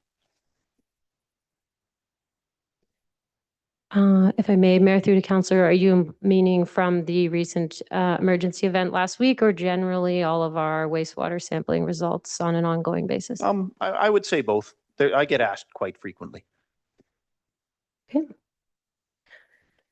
So in 2025, approximately 64% of our total treated effluent flow was discharged to the Elk River. So the average flow into the plant was 4,760 meters cubed, and the daily discharge to the Elk River was 2,760 meters cubed. So we currently exceed the permitted discharge volume on our provincial permit, and those volumes are to ground and to river. So overall, we exceed the volumes from our current permit. But as I mentioned, we generally are able to meet the treatment requirements. The discharge to the Elk River is required to maintain the designed freeboard in our rapid infiltration basins. So when they're not infiltrating to ground fast enough, the reason we go to the river is so that the berms don't overflow and fail. And as identified in previous studies, the RI basins don't function as originally designed, and the flow that's going to the river first goes through an additional treatment step, the UV disinfection to reduce coliforms. So now just to focus specifically for a few minutes on last week's event, I didn't think it'd be appropriate to present on wastewater treatment and current operations without providing an update on what I know about that. So as everyone's aware, the intense rainfall and rapid snowmelt on December 8th to 10th overwhelmed our city's wastewater system, pushing it beyond capacity and affecting our operations. Our gauge that our wastewater crew monitors each time they go to the plant had 115 mils of rain in 3 days. Whereas, a regular rain event might be 5 or 10 mils. So that's a large event. Due to system overload, untreated wastewater was released to the Elk River at 4 locations. A varied number of those discharges were active between 2 a.m. on December 11th and 9 a.m. on December 13th.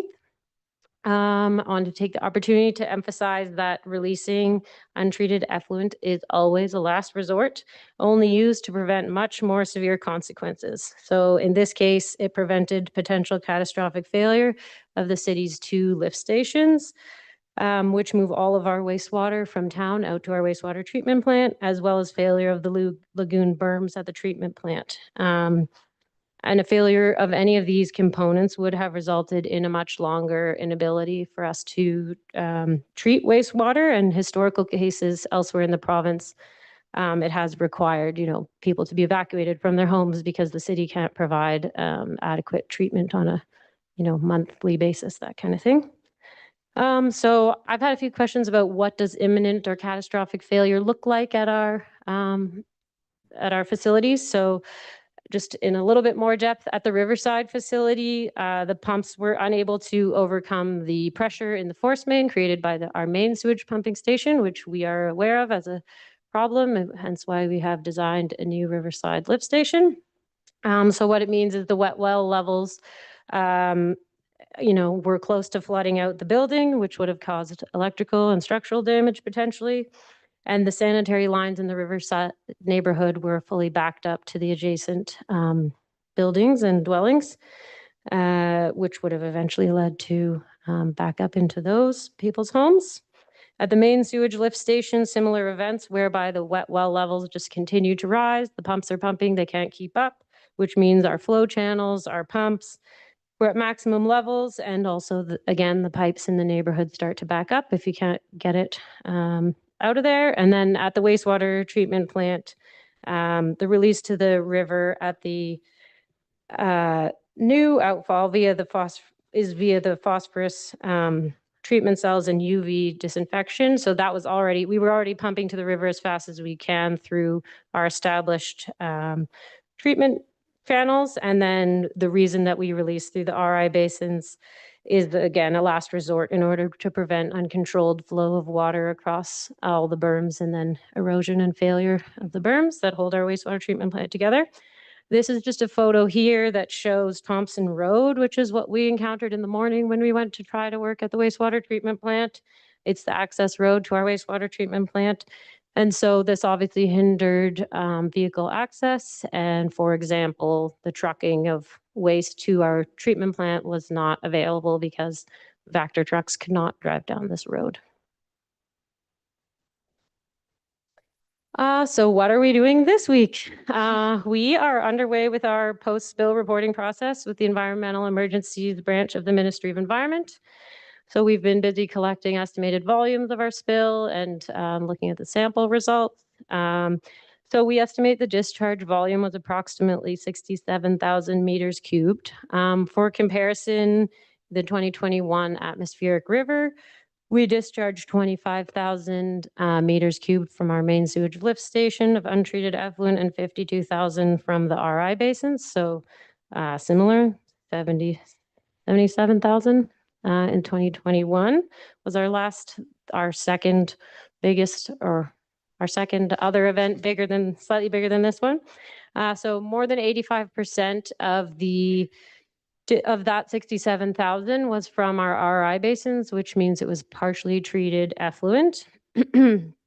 Our average daily wastewater flow I mentioned before in the 4,000 meters cubed range. And so what we know is that this is obviously a conveyance challenge and a treatment challenge, as opposed to, say, flow attributed to densification or development. If you compare what likely would have been the average daily flow, should we not have had that big rain event at 4,000 and change, and getting to 67,000 is a big jump. Thank you. Correct me if I'm wrong. So that's 1 cubic meter of effluent in every 17 cubic meters of water from the rain? I'll trust you on that one. I didn't.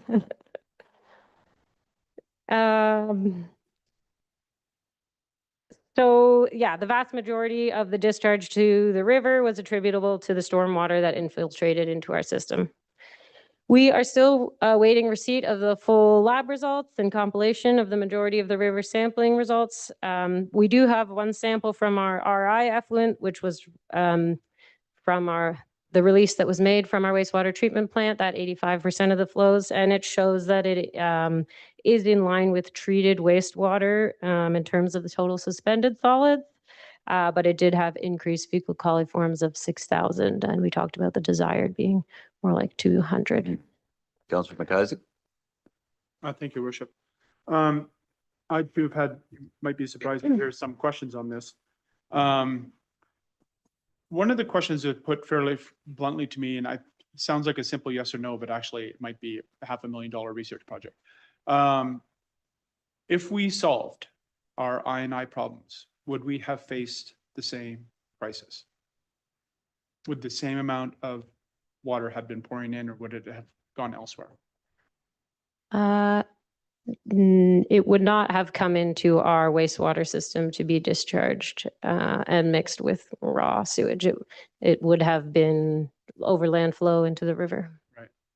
So really can I ask another question now? This is just for me, not from anybody asked me. Would $40 million fix that? No. Okay. Because that would be easier. Ideally not. Also, if I may, it's not the 40 million to come into regulatory compliance isn't really like a choice against addressing the I&I. Yeah, let me rephrase it another way. In the current treatment plant that we have right now, ignoring the TAN changes and whatnot, would that have the capacity to treat our wastewater should there be no stormwater entering the system?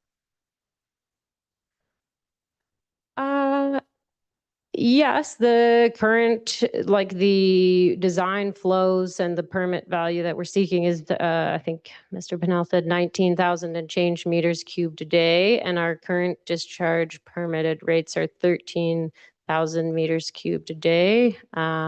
So if we reduced the I&I significantly, plant our size can treat that water, but it doesn't treat it to all the parameters. Like you said, doesn't have pan treatment or proper dilution in the Elk River, or so it's not really about the size so much as the treatment parameters. I thank you. I appreciate that answer. I think what most of the people that were asking me questions about were wondering about is the nature of the circumstances in the community that allow for significant amounts of I&I are the largest contributor to the actual problem. Not so much the undersize of the treatment plant or that it was built incorrectly, although there are challenges with those things as well. They're not the overriding issue. It is really the excess water that is unplanned for in the treatment center that's riding in there. So the long term, we really have to solve that too.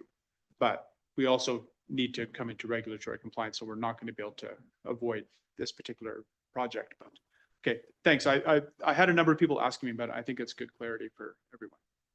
Councillor Hamilton. Thank you. Since we're all posing questions that we've heard and been posed in the community, one question that was posed to me by a couple people as well, with regards to the discharging to the river versus, spreading out in a field. Is there a specific rationale for discharging it directly to the field as opposed to placing it in some other location to, I don't know, wait for the flows to die down and then truck it back? Or can you just kind of elaborate a little bit on that decision matrix? Mayor through to council. I think that the main rationale is that we have an established procedure and sampling requirements and historical pattern of doing that. And we know, what the ministry wants from us, and we understand how to sample. And that's kind of like a patterned path, as opposed to that's not something that has been studied or discussed, or we don't know how to measure the impact of dumping it onto the land. And on that note, Ms. Weir, can you talk about, in the moment, what was the ministry response when you let them know how we were reacting? The Ministry of Environmental Emergencies response was, keep going as fast as you can to save your infrastructure, and that they've had other ministry or other municipalities not take any action and not try to help themselves, and that's resulted in catastrophic failure and a lot higher impact to the environment and cost to the government to remediate those problems. So, Well, and I know you're not finished, but on behalf of the community, thank you for what you did, because I don't think the vast majority of us appreciate how close we were to having sewage back up into our homes versus your rapid response, getting it into the river, which was already high, and consequently diluting it effectively. Well, I don't know that. I'm not a ministry expert, but the emergency response feels commensurate to the issue, and we didn't lose any major infrastructure. So thank you for that. That's an important thing to note. Councillor Audia Kelly. Just going a little further, Your Worship, really having it back up into homes would have been very terrible, but to have a catastrophic failure of our system and have to evacuate our town was a possibility, as I understand it. And I do want to say thank you very much to all the staff that really worked hard to prevent that. Councillor Shoesmith. Thanks, Mayor Milligan. In addition to that, I think it should be acknowledged, and it was mentioned earlier in this presentation, that should the system have failed, there would have been more environmental contamination than we had.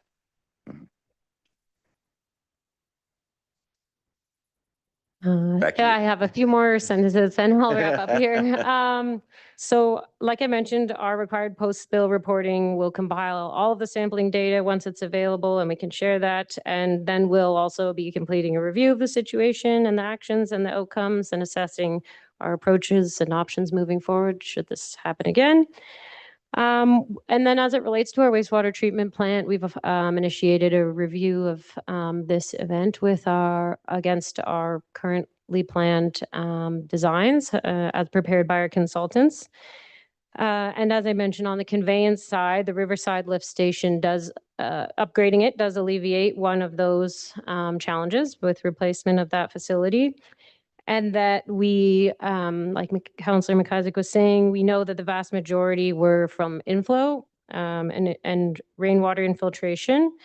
And so this issue will not be wholly solved through our wastewater treatment upgrades project.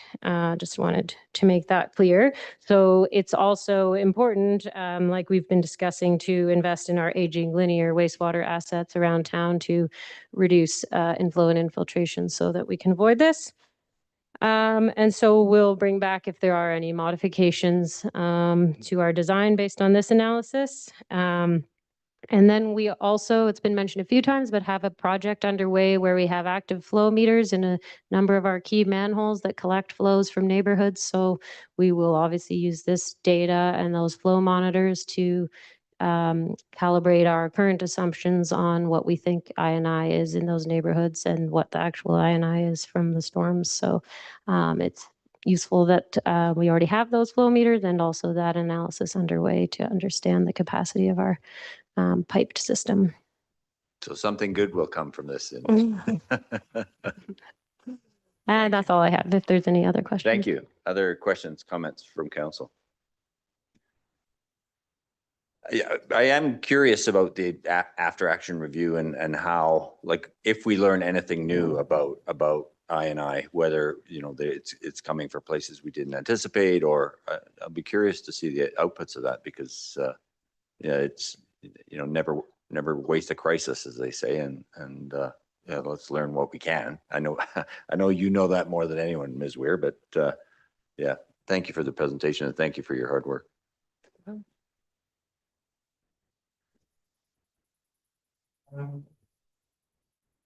With that, we'll move on to item 7.1, report from our manager of Parks and Rec. And I apologize to the Parks and Rec department. You must feel bereft because we've moved a few things off the agenda this evening.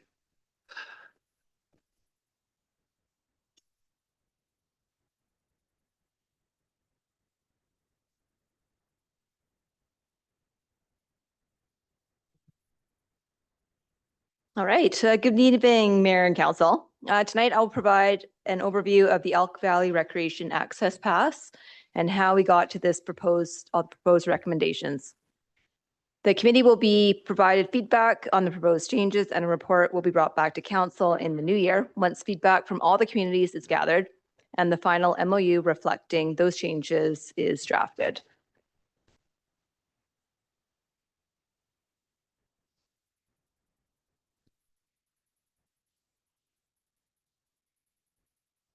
The Elk Valley Recreation Access Pass is an agreement that represents a partnership between the City of Fernie, the District of Sparwood, and the District of Elkford.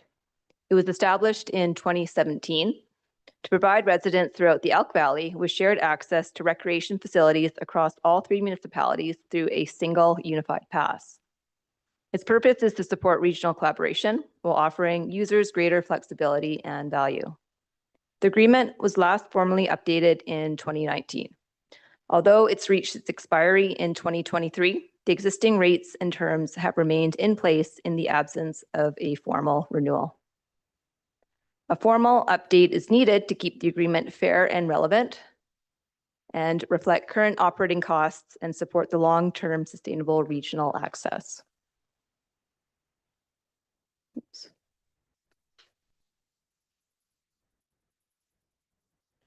The Elk Valley Recreation Access Pass continues to see relatively low overall use. However, there has been slight growth over the years. This chart shows the number of annual passes sold in each community since 2020. As you'll notice, Sparwood consistently sells the most passes. This is likely influenced by its central location between the 2 other communities. It's also important to note that when a resident purchases a pass in their home jurisdiction, the revenue from that sale remains within their community. Now that we have reviewed a brief history of the past, let's look at the proposed revisions to the MOU.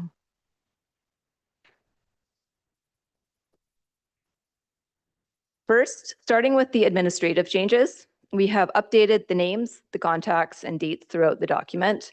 These are routine housekeeping updates to make sure everything is accurate and up to date.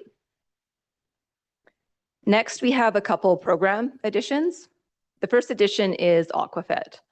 All 3 communities will now include Aquafit as part of the Access Pass. Previously, it was only offered through the program in Fernie and in Sparwood. By adding Elkford, we now have full regional alignment. This addition increases the value of the pass, particularly during the pool maintenance closures. The second addition is Shinny. This has been added to create consistency across all communities. Including Shinny ensures we are recognizing all public skating opportunities associated with this pass. And finally, the fee updates. The fees have been adjusted using the average of the proposed increases from each municipality. This approach maintains fairness and keeps the program aligned across the region. Those are the key revisions we are proposing at this time. Does the committee have any questions or comments about the revisions provided? Anything from council? Councillor Hamilton and Councillor Shoesmith. The only question I had was, in the report, you mentioned a modest increase in revenues. I'm just curious how you define a modest increase. Are we talking like tens of dollars, thousands of dollars, hundreds of dollars?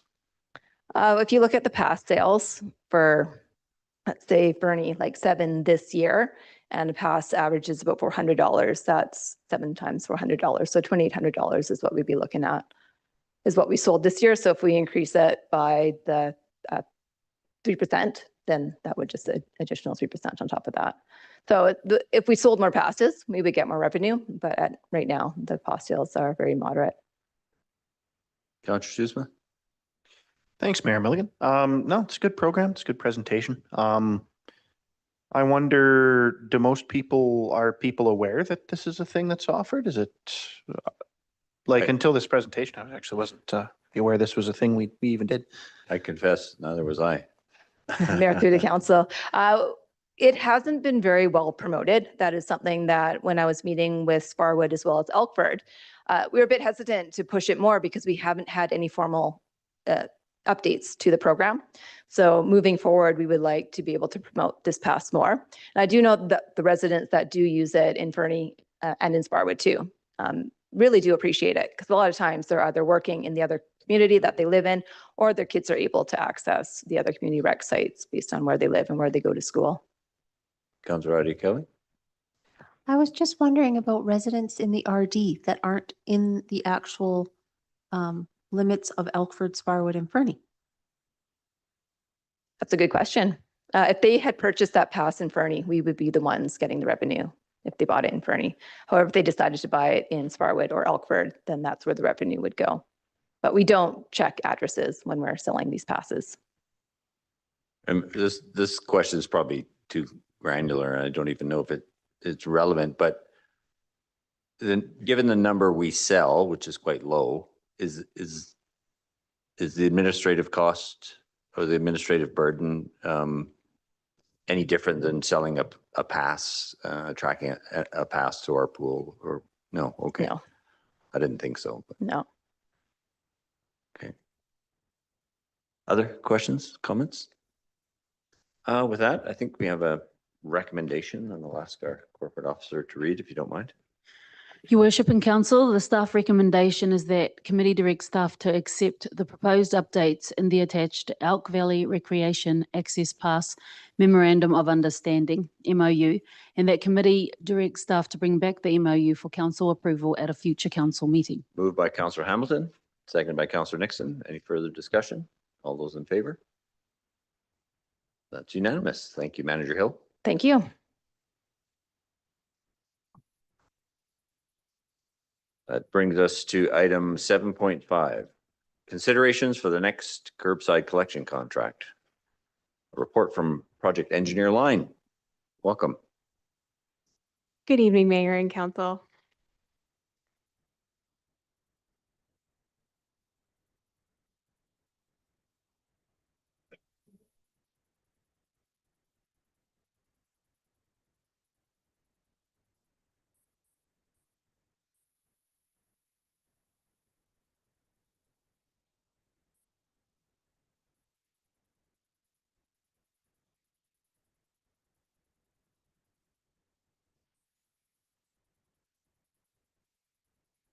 The city's contract for curbside waste collection will expire this April. This contract renewal was a good opportunity to get direction on 2 items regarding solid waste management in Fernie.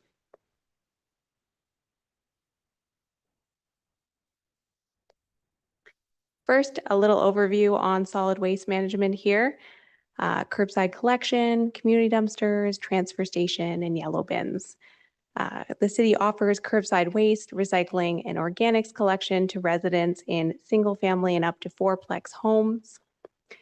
They're charged for that using the garbage utility rate, and that just covers that.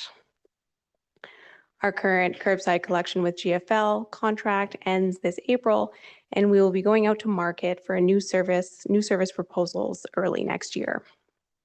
All other waste collection for residents in condos or apartment buildings, commercial, industrial, or institutional properties is managed privately, and the city does not charge those residents or properties for that. The city also offers bear-resistant community dumpsters for waste collection at 3 public locations should residents not have a location to store their garbage securely. This service is a direct operating expense and funded through general taxation. The regional district oversees 2 other parts of our solid waste portfolio, the transfer station and the yellow bin recycling program. In 2025, residents of Fernie were billed $1.156 million for these services, along with the use of our RDEC landfill through their taxes. The transfer station accepts household waste and provides many opportunities for recycling and reuse for residents. Residents do not have to pay for that service when they use it, as it is charged through their taxes, except if you want to get rid of tires. So don't do that there. The yellow bins are recycling dumpsters around town that accept a limited variety of recyclable materials compared to the Recycle BC. The regional district reports that the program now primarily serves the business community, but these bins are paid for primarily through residential property taxation, as these properties make up the most of the tax base, even though their dedicated usage by residents is lower. Due to rising costs, the RDEC is going to be removing the yellow bins from service in Fernie by the end of 2027. In their absence, the residential community can use the transfer station to recycle if they don't have access to the curbside collection, and RDEC notes that private collection options exist for business recycling. Sorry, Engineer Line. So the yellow bins are not Recycle BC program. Is the recycling at our transfer station, does that go through Recycle BC? If I may, yes, that's correct. Thank you. So there is 2 things I'm looking for council direction tonight. The first is about the curbside contract. The previous contract was 7 years long with an option to extend it for 1 additional year, which the city did exercise. The reason it was 7-8 years was set to soften the financial blow of the new waste and recycling bins compatible with automated collection that we rolled in for this, and the proponents' cost to provide the vehicle necessary for automated collection. As the city now owns those bins outright, such a long contract is not necessary, so we're saying, how about 5 years instead, a more conventional contract length with an option to extend it for an additional year just in case. And that's just more to ensure the service will go out at a shorter time to go back to market for competitive bids. There is another 5 items that have been raised by the community over the past contract listed here on the screen, but with the interest in time, I won't go over them myself right now. The second thing I'd like some council discussion upon is the future of the city's community bins. With the transition from weekly to bi-weekly curbside waste collection, there's been a noticeable increase in improper waste disposal at the 3 designated community bin locations. Residents have had a few years to adjust to the automated curbside collection bin program and waste storage requirements outlined in the city's bylaws. These bear-resistant dumpsters are currently offered as a convenience for homeowners, that they are accessible 24/7 as opposed to the same service offered at the transfer station being only available during regular business hours.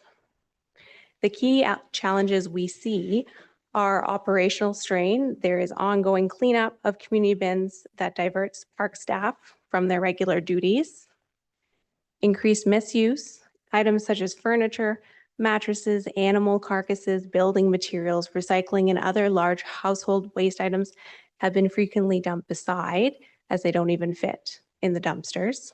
Jurisdictional issues, evidence of use by non-residents and businesses, which adds to the waste volume. Aesthetics, goes without saying.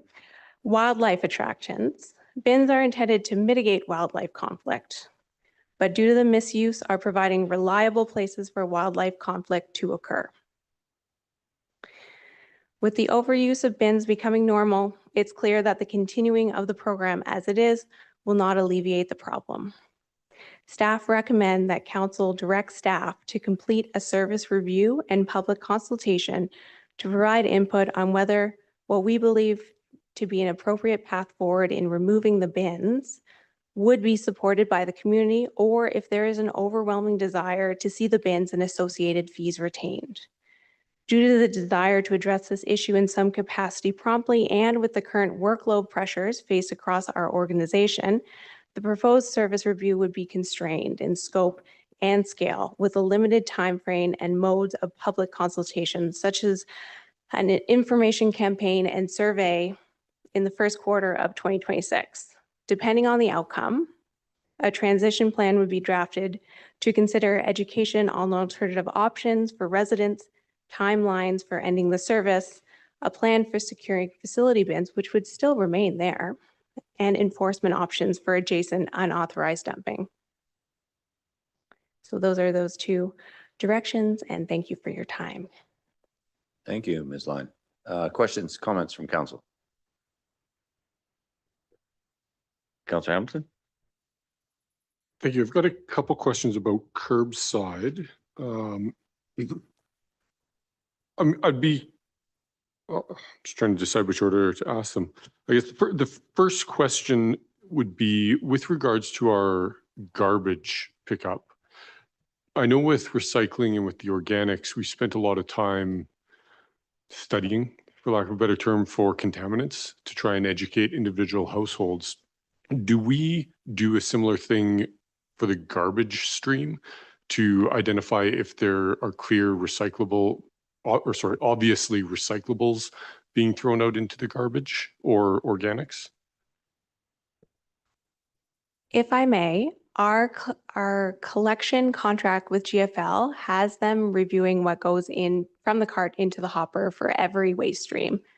However, garbage is often put in dark bags. So the ability of them to see through that. So it is not something we have really reviewed or looked into. Thank you. That was kind of what I assumed the answer would be. And the second question I need to ask, because it's a constant source of consternation in my household, weekly recycling, has that been considered? And my household may be an outlier, but we can go for 4-6 weeks without filling up that one black bin, but it seems like the blue bin is filled up within 2 or 3 days. So I'm just curious on the volumes that are being seen elsewhere, if weekly recycling would make sense. If I may, that one has not been considered because we do have access to the transfer station, which has the full Recycle BC outlet to provide more access to that. Councilor Smith? Thanks, Mayor Milligan. Yeah, I like the ideas of more bear resistant weekly and definitely reconsidering some of the sizes. A lot of people I talk to are, especially those with families or who do long shifts up at the mines. A lot of these guys find themselves in a scenario where things are overflowing and then there's their day offs on a long weekend and then it's multiple days till they can get to a transfer station and then they're back on shift and they don't really have that option. And it's quite a big deal if you get up earlier than the dump is open and you're getting back past it after it is closed. And I would say that among that crowd of like, you know, physical working people out of town with families, which is actually a lot of people, that's like a big chunk of people up at Tech or EVR. It's not Tech, hasn't been for years. The current system isn't really all that great. It really isn't. There's not enough capacity. They are having issues with animals. And you can see it. I mean, people's revealed preferences, they like community bins because that's where they put their garbage. They're voting with their trash in a way. So I'm loath to totally see those go away. I actually think that if that's where the trash is appearing, we should accommodate that with adding a couple extra ones.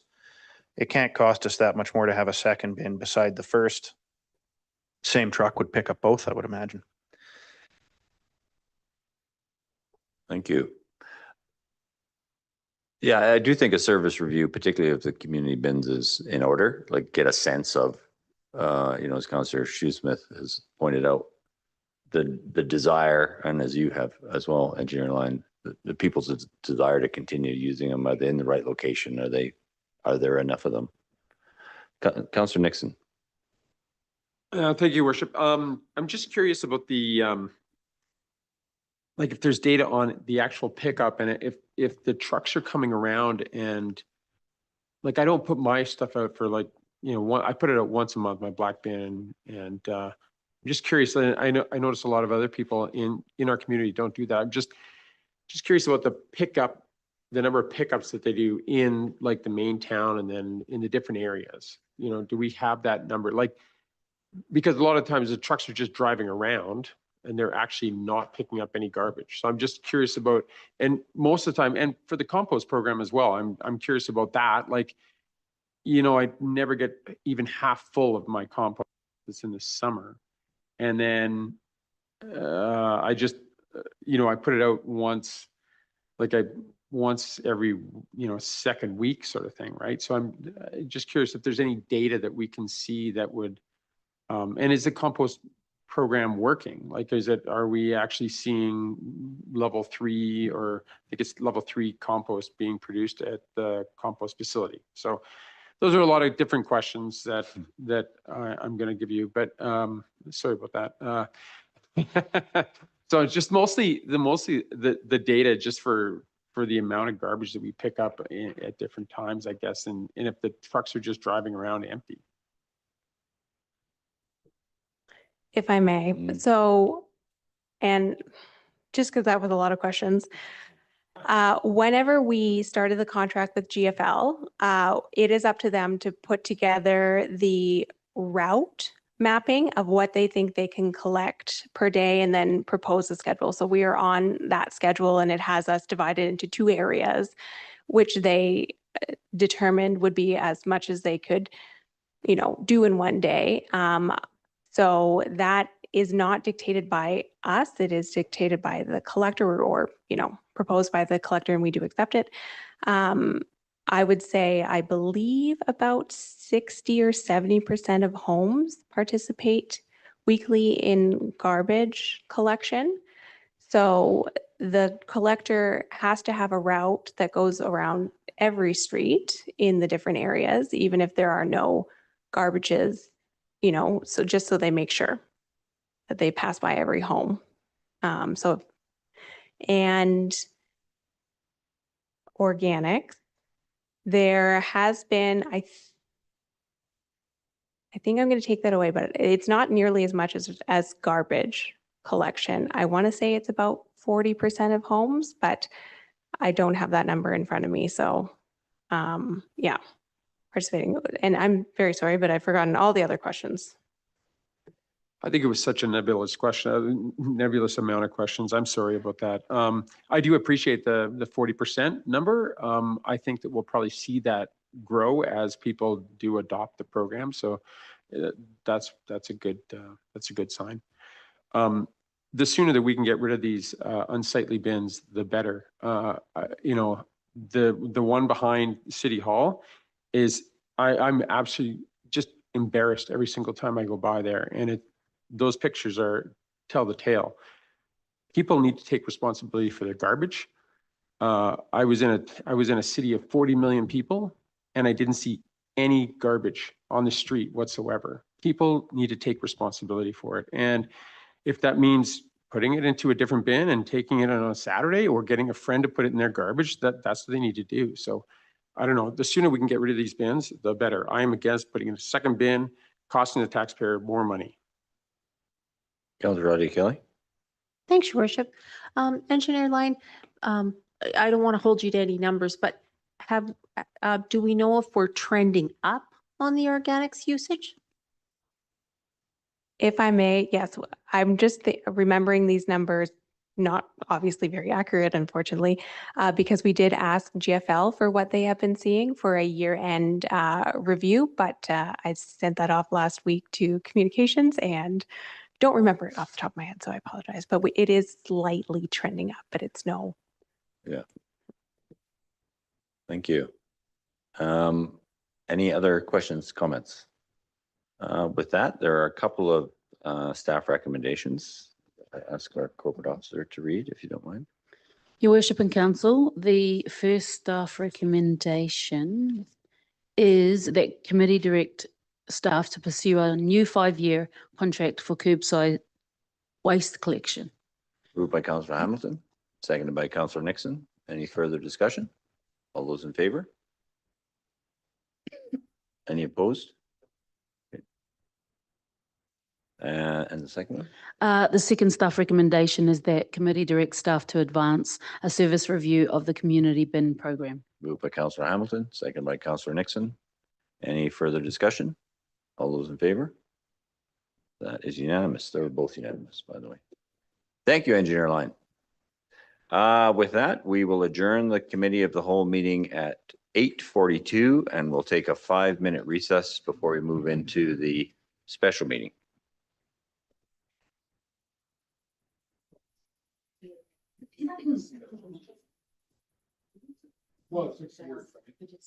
We were gonna add the agenda,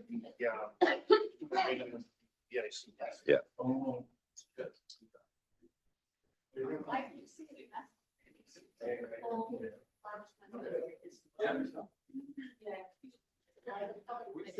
I would be curious to Troy's question that, like, if it's 40%, is it the same bins every week, or are they different bins, or?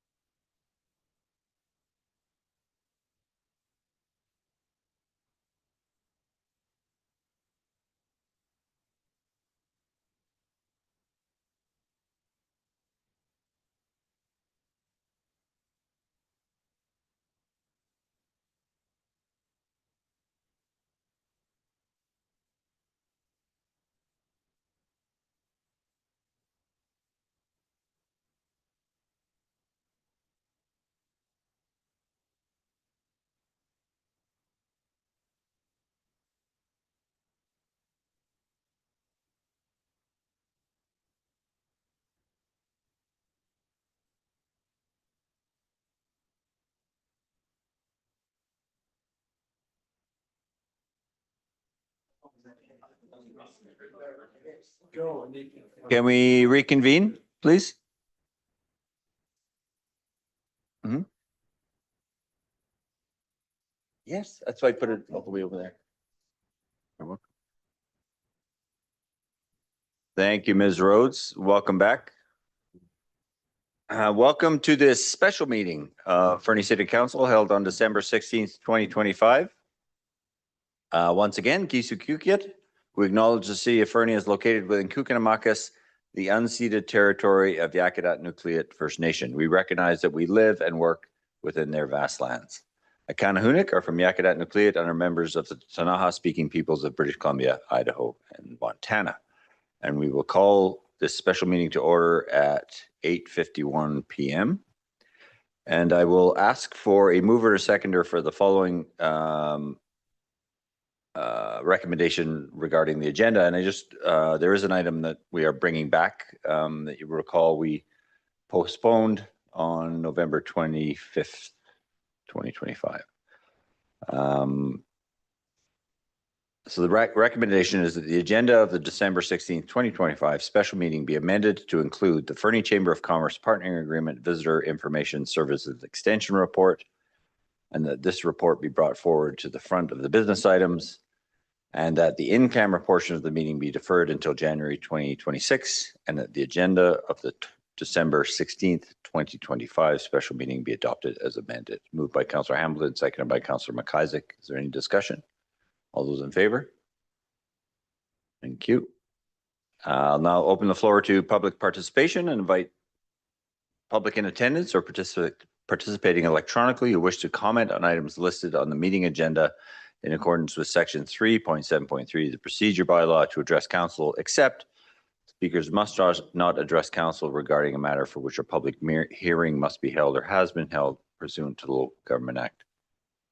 Prior to council's consideration of the matter or adoption of the bylaw, speakers must not address council regarding a permit for which public notice must be given or has been given pursuant to the Local Government Act prior to council's consideration of issuance of the permit. A speaker may only address council for a maximum of 3 minutes, and speakers are asked to state their full name and community of residence when they approach the microphone. With that, I'll look to our corporate officer. Your Worship, first up is Mike Jeffrey. Good evening, Mr. Jeffrey. You have 3 minutes. Thank you, Mayor and Council. I was here back in October and I'm back again. Thank you. So just quickly, the Fernie Resort over down by the golf course, I know that, and correct me if I'm wrong, both the city of Fernie and the owners did a 50-50, whereas the city did the prep on the road and then the owner paved it. The traffic amount there is just the campers going in, campers going out.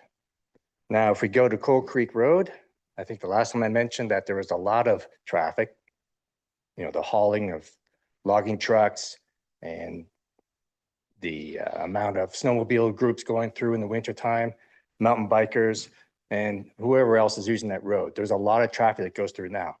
So now when I look at what Mr. Pennell did, thank you very much. That seems to me an additional with this new Pear Stone campground. There's an estimate out there of another additional 73,000 cars going down Coal Creek Road. So that number is shocking to me, because there's a ton already going down that road. So the amount of volume going through, not only on the unpaved, but on the paved section right through our community is outstanding. It's just way too much. So I would like to see it still get paved, because there's still, we have the issue with the noise and we have the issue with the dust. And from what I can see with this note here, the developer is only going to contribute a maximum of 25%. Maximum could be 10, and the rest goes to the city. Whereas with the other Fernie Resort, I thought it was a 50-50. So why is it not 50-50? Again, for Pearstone. Why are we saying, okay, we'll be okay with just the 25%, maybe, maybe not. Then also, it looks like there's a credit for 25% for the cost of the road upgrade for up to 2 years. And this option could allow council the opportunity to see how the road fares in the upcoming 2 years with the campground in operation. So what does this mean? It means that no paving's happening. It means that we're going to look at it for 2 years, more dust, more noise, a full volume of 73,000 more cars going through, and nothing's happening. And the developer is declining to do any special agreement on the dust suppression and grading on an annual basis. So he's getting off scot-free, in my opinion. So I think there should be some more consultation. And then also, in my opinion, if there's that many cars being added to it, I would be in favor of the other option if it going back to the Montaigne Parkway option instead. Thank you. Thank you, Mr. Jeffries.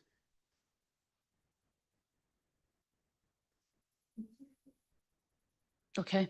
Your worship, next we have Mark Russell. Good evening, Council. Thank you. I spoke to this issue on the Coal Creek Road paving back in October, and everybody that voted you folks in, very practical people, and you have a moment in time right now where you have incredible leverage, and there's not a Simon, the developer, has done a fantastic job on this development, and I can't imagine another municipality anywhere in North America where people would drive in on an unpaved road for such a beautiful development. And you at this point have the leverage to say, developer, let's get this paved. Let's have a nice approach. Otherwise, go back to Montaigne Parkway. We don't need to wait for 2 years to assess how that road is going to look.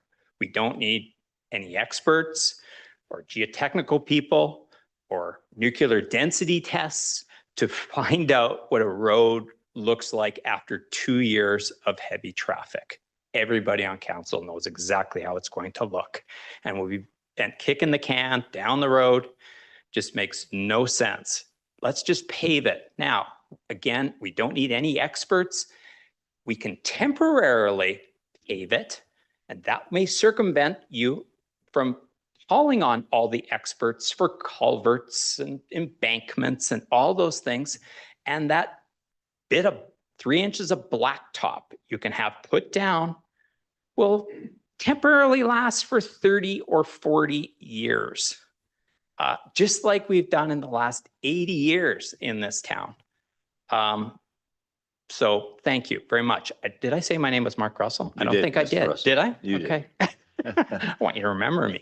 So every day I wake up and I say, don't be an old person. And by the end of the day, I find myself being an old person. So I'm sorry, I'm not an old person. I feel young at heart, but please, this is super simple. He's done a fantastic job. Let's have a nice approach. Otherwise, you can go through the nicely newly paved road on Montaigne Parkway. Thank you. Thank you, Mr. Russell. Next, your worship, is Rust Bars.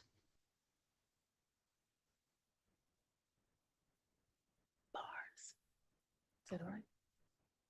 Again, my name is Russ Bars. I just live pretty close to Mike, just on the corner of Coal Creek Road and Pine Crescent. And so I'm here representing our house. We're about 2 houses in from the edge of the road. And I'm representing 3 other houses that are just right in that same area. And it's about the same topic that Mark and Mike talked about. I'm not going to go over some of their points. I do want to highlight a couple things on the traffic itself. From our little group, watching the traffic over the last number of years, we've seen a lot of changes as a demographic, a lot of families in there, a lot of families with kids.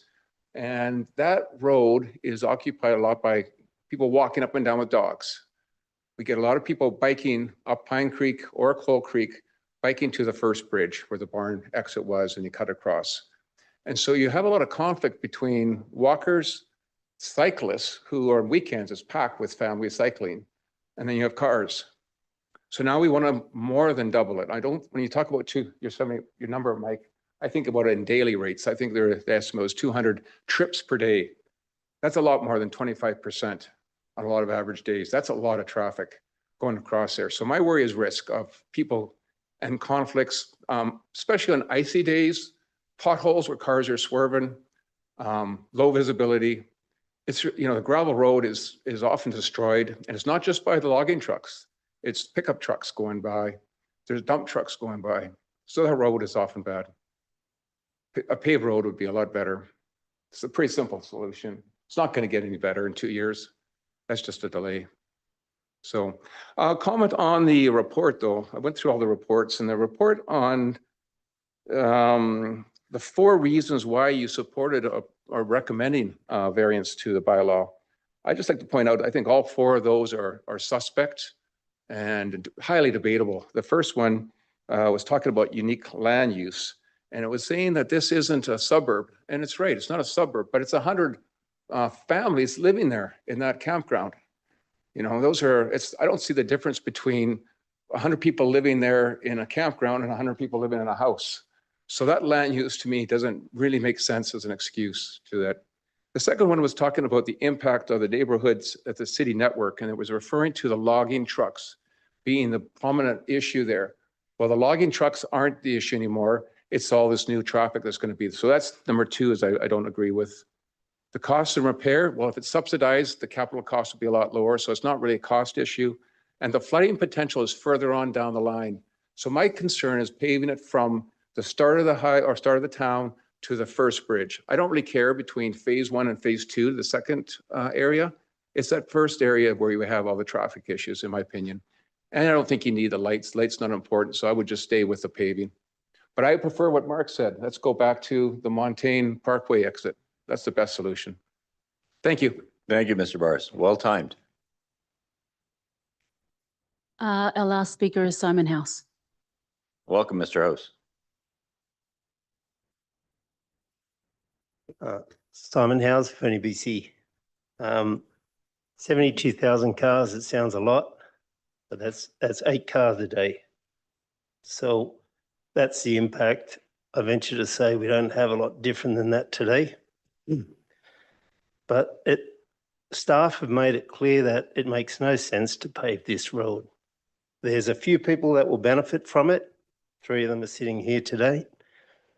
But the rest of the taxpayers in this community will end up paying for it when the road washes out and when it has to be replaced for 8 cars a day. I don't see that as any benefit at all.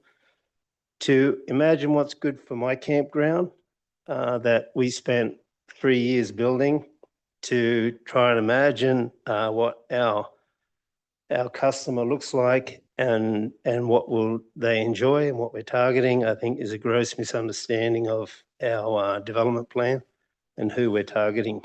So, and I just want to be very clear about who will end up paying for this road in the long run. And it'll be the bulk of the community who don't use it. And I'll find it hard for council to support that. I go back to supporting staff, support their recommendation. They've looked at the costs, the initial cost, the replacement cost for the benefit of a few. Thank you. Thank you, Mr. House. Your Worship, we have an online participant, but that is all from the gallery today. Thank you. Yeah. Wait to see who's promoted.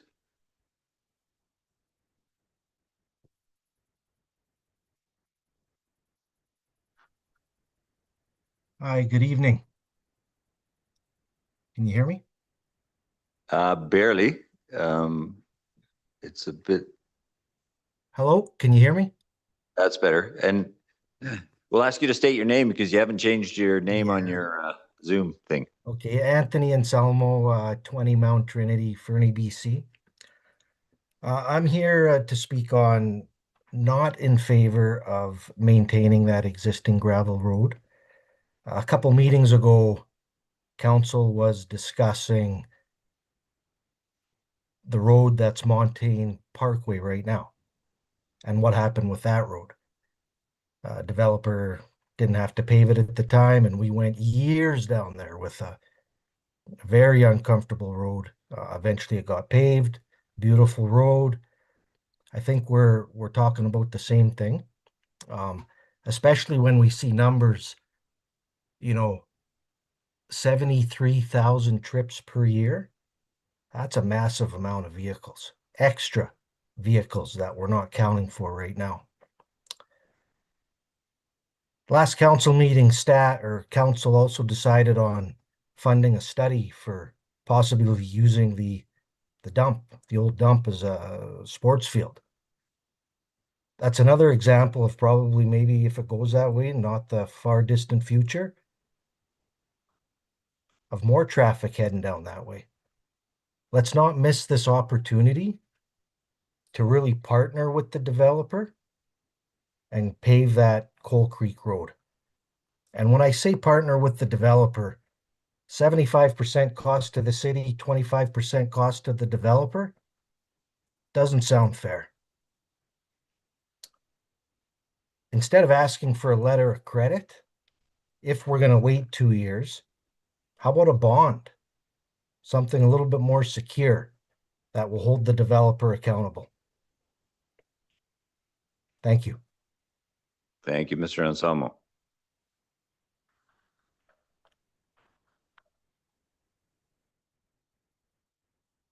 That's all, Your Worship. Thank you so much. Thank you, everybody, for your input. That brings us to the item in question, item 5.1, Coal Creek Road Montaigne Campground DVPA. A report from our manager of engineering, Mr. Pinnell. Welcome back.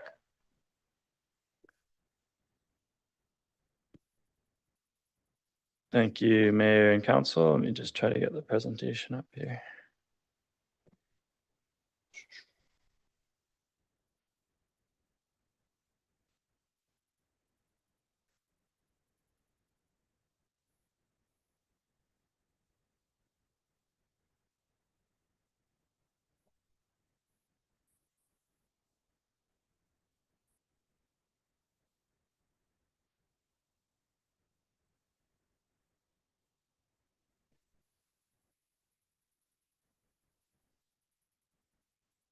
Not sure how much of an introduction this one needs. It's been well introduced by the public, and but anyways, good evening, Mayor and Council again. DVPA 612 is an application by the Montaigne Developments, the developer, to vary subdivision and development servicing bylaw number 2514 to remove the requirements for paving, curb and gutter, underground drainage and illumination.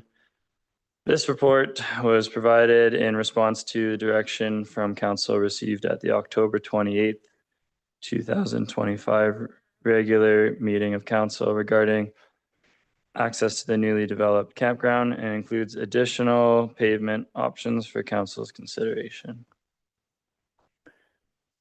So we will go through as detailed in the council report. Staff have reviewed 3 main options with the developer, one being pavement to satisfy the requirement for paved access per SDS bylaw 2514 and use Coal Creek as the primary access to the campground. The developer has proposed to contribute a maximum of 25% of the paving costs and believes the remaining portion should be covered by the city based on the current existence of the road and the other users, as mentioned in the public feedback period. Also, the developer has declined an option to enter a special maintenance agreement, which would require them to pay for a portion of dust suppression and grading on an annual basis.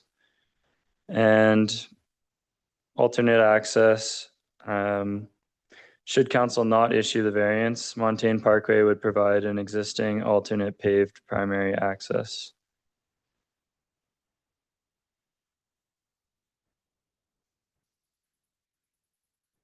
So I've just put together a little visual here. Not that it's overly complicated, but We kind of looked at two simple scenarios for paving and generated a preliminary cost estimate. Scenario one is 1,000 meters, approximately 1,000 meters of road from the current end of asphalt to service both phase one and phase two campgrounds. Whereas scenario two is approximately 350 meters of road from the current end of asphalt to just service the phase one campground. To generate the cost estimate, we used an average unit rates from the 2025 roadworks projects. And we referenced those unit costs, increased them by 10% to account for this work taking place in 2026 or later. And it should be noted that between the report and what I'm presenting here, there is a mathematical error in the report that results in approximately 2% different than the number here on the screen in the columns, the city cost and the developer pays columns. The total cost of the estimate remains the same.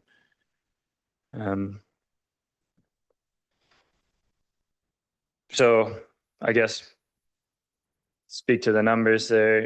It's not nothing. It's a pretty substantial cost to pave these sections of road.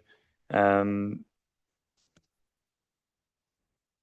number of assumptions were made in that cost estimate.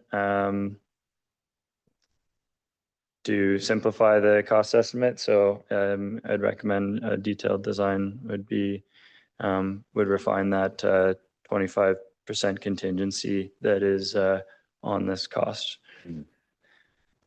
And you'll see that the proposed width is aligned with the subdivision service and development servicing bylaw. We've elected to estimate using the rule cross-section because that inherently removes the sidewalk and lighting. So it's 6.6 meter width pavement with a 2 meter shoulder for the length of the road. And we'll go over the alternate access, as mentioned, just to give everyone a visual. And we're saying coming in from Montaigne Parkway, it would provide an existing paved access to phase one campground. But what is shown on this figure as a pedestrian bridge between phase one and phase two, you would require a vehicle bridge to access phase two if this were the proposed primary access. If Montaigne Parkway were made the primary access, Coal Creek Road would only be used as an emergency egress route, and it would have to be closed, which is not consistent with the current campground design and layout. And the developer has stated that if they proceed with the Montaigne Parkway access, it will require relocating two longstanding user groups, the horse therapy group and the chicken farmer, and it will temporarily close the Montaigne trailhead, I guess based on the traffic routes through the property past the community farm. This option is undesirable for the developer, as we've heard today.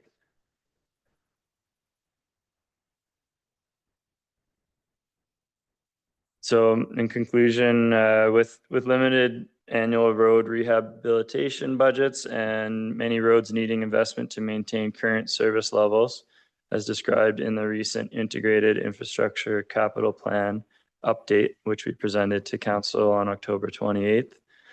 Staff have concern about diverting the current funding to support an increased level of service on this existing road. The paving of this road at this time would represent a notable upgrade, but burden the taxpayer with more significant capital costs initially and infrastructure carrying costs. As you may recall, we discussed the cost of maintenance over a 25-year period and the cost of a mill of rehabilitation after 25 years of service. So based on the financial implication to the transportation reserve, we recommend that council issue the development variance permit, and staff recommend that council direct staff to accept the letter of credit as proposed in the report for a period of 2 years while the city considers paving. Is that it? Mr. Purnell? That's all from me. Thank you. Councilor Kelly. Manager, would you just refresh my memory? Because if memory serves me, the update to the IICP indicates that we need to spend approximately 1.1 million per year for the next 7 years on the roadways we currently have. I think that I'm quoting those properly. Is that? Yeah. We'll confirm that for you, Councillor, in short order here. Thank you. And further, if I may, Your Worship, I also kind of want to clarify in my mind, and maybe for the public as well, I hear a lot of talk about the lack of paving on Montaigne Parkway, but my understanding was that Montaigne Parkway was originally meant to be an egress road, and that traffic was supposed to go through, I believe it's Whitetail Drive. So people were using that road in a way that it wasn't necessarily intended to be. And it took some time for infrastructure to be able to be installed under that road, which naturally, why would you pave it and then rip it up to install infrastructure? So I may be incorrect about the original intent of how Montaigne would have been accessed, and if staff could correct me on that, but that was my understanding. So that did account for the length of time that it took to pave Montaigne was also to install the infrastructure first before you pave the road. That just makes common sense. Yep, that's aligned with our strategy, obviously, is not to pave a road that we know we need to rip up to upgrade or install underground utilities. I think a good point brought up was potential future land use of the landfill, which may require utilities service to it. That's a consideration, obviously, before you jump on paving the road. My cost estimate did not include any utilities in the road. Mr. Baranowski? Thank you. Just small note of clarification. I think primary access for the Montaigne neighborhood was through Slalom. Yep, thank you very much. And I would just note it's just a significantly different scenario in terms of what is built past Montaigne Parkway as to what is built here. And the servicing and road requirements are notably different in both cases. So they're not quite, I wouldn't say they're not objective, clear comparators, but certainly your point was correct. It was not meant to be the primary access. It was the access of convenience, though, and that is what people will take in a vehicle. Further? Yeah, I just wanted to highlight for the community that, you know, there's one of the speakers tonight spoke to complaining about that road not being paved, but it wasn't meant to be the primary entrance to that subdivision was kind of my point. And then of course, right, in our own IICP, we have two recommendations. We have recommendations for sets of roads that are not above utilities that we need to repair, and sets of roads that are above utilities that needs to be repaired. And of course, then the advice given is different, right? Depending on your budgeting and other constraints. So I just wanted to kind of highlight that for the community because there seems to be some confusion about that. Thank you. Councillor Shoesmith? Thank you, Mayor Milligan. Let me recollect my thoughts for a second if anybody has something else. Oh, Councillor McIsaac. Thank you, Worship. I've got a couple comments I wanted to make. I want to start with appreciating Councillor Adia Kelly's point because that example of what happened at Whitehall Drive, which is that people ignore intent. is actually a really good reason not to expect them to use Whitetail Drive to access the campground. If it's easier to take the Coqueta Road, that's what they'll do. And that's unfortunate. It was really unfortunate in the case of Whitetail Drive because we actually had people steal and destroy city property in order to facilitate people using that egress road, and which was shocking to me, frankly, that happened. But the nature of such was, again, that ended up not being paved in the first place because of a negotiation to make that egress, and council approved it instead of saying you should just go ahead and pave it. And then we would never have had the problem in the first place. But that's actually not what I wanted to talk about. Volume increase is a primary reason for paving a road. That's one of the reasons why you do it, because a bunch more cars are going to use it. I don't know if 73,000 trips a year is the right number, but I do know that's 200 cars a day, not 8. And I suspect that's a considerable increase on that gravel road. I don't know though. It's also true that there's quite a few roads in Fernie that most people don't drive on. So I don't think it's fair to say, because it's a relatively small number, that we should not be supporting it. Now, having said all that, I will say this. I think that's a wonderful project out there. I think it's a very needed amenity for the community. We have so little short-term camping around. I think it looks great. It's in a great spot. I'm super happy for the developer and where they've got to on this. I think it's fantastic. And I actually would be happy to support delaying the paving to see that project get off the ground and rolling and so on. What I'm not very comfortable with is I don't think we have enough information to determine what the actual split in cost should be. What I would like to see is after 2 years, let's do vehicle impact decision between how much traffic is on the road because of the campground and how much isn't. And let that decide the split in costs. If it turns out that only 25% of the vehicles are going to the campground, great, we've got a good split. If it turns out it's 75%, then I'm not sure it's fair to ask the community to pay 75% of the cost for the road if 75% of the usage is the campground. So if the developer is confident that it's not going to be very many cars and that the number is going to be quite low, then I'm sure they'll be happy to enter into an agreement that says that they'll cover just their share. So that's what I would like to see put on the table. Let's help this particular development move forward. I would like to see that happen. Let's make sure that there's fair and equitable cost sharing, and that should be based on usage. And let's do the work then. Thank you. Councilor Schuler? Thank you, Mayor Milligan. I'm of several minds about this, but I think we have to kind of ground ourselves in reality here. What we can and can't achieve. This, I believe, is a public road, and I'm not sure we have the leverage to compel the developer to fully pave it. Were we to go down that route or to attempt to go down that route, I'm sure he would use his other access, and our only real leverage then becomes the cost of that bridge that he would need to do for his second phase. Should we want this thing fully paved, it was mentioned at the last meeting that we would need to armor that, and then we would indeed probably wind up digging this thing up again. On the other hand, I'm a firm believer in paying attention to people who pay attention to the city and who care and who show up and who are involved. And I believe that decisions should weight heavily the people closest to them when we're making them.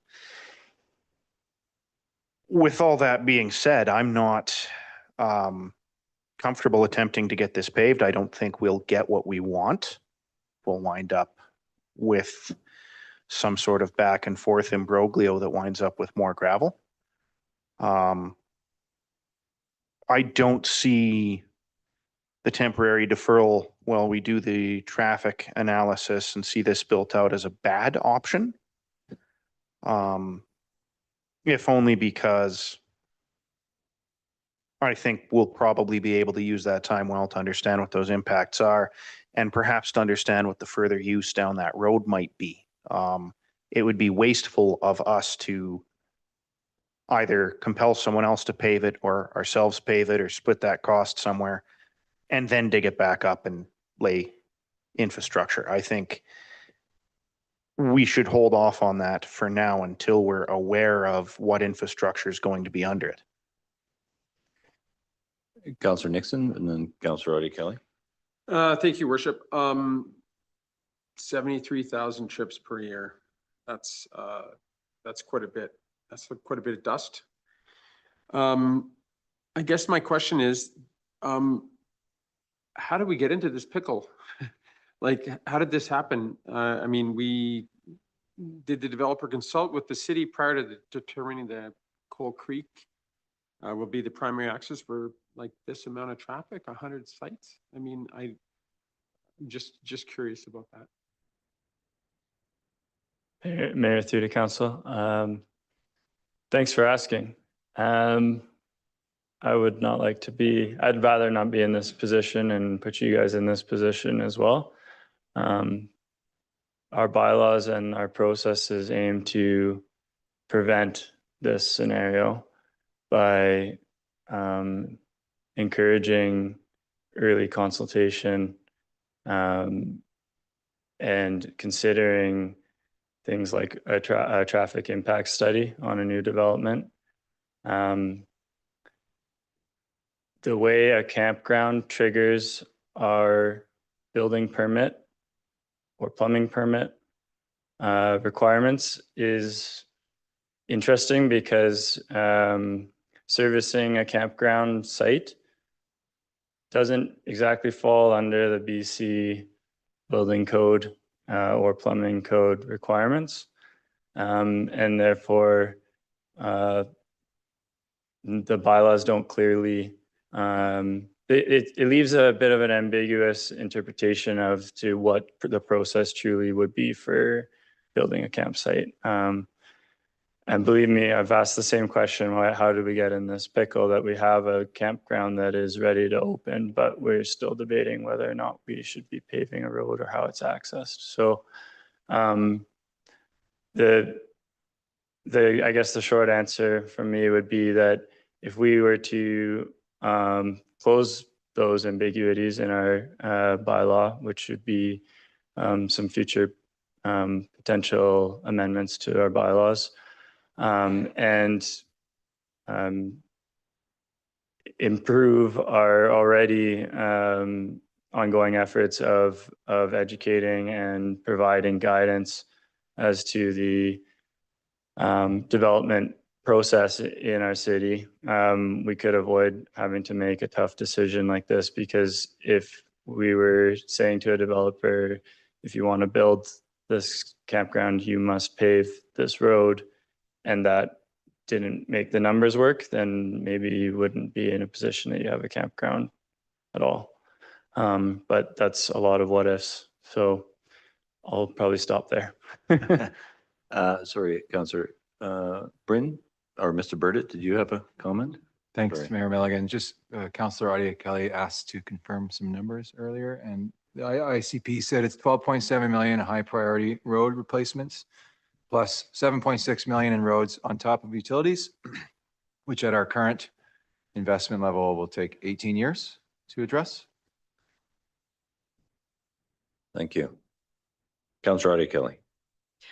Thanks, Your Worship. Something that Manager Pennell said triggered me, and that was, I believe in our budgeting, we're going to be talking about a feasibility study budget for recreational use at the landfill.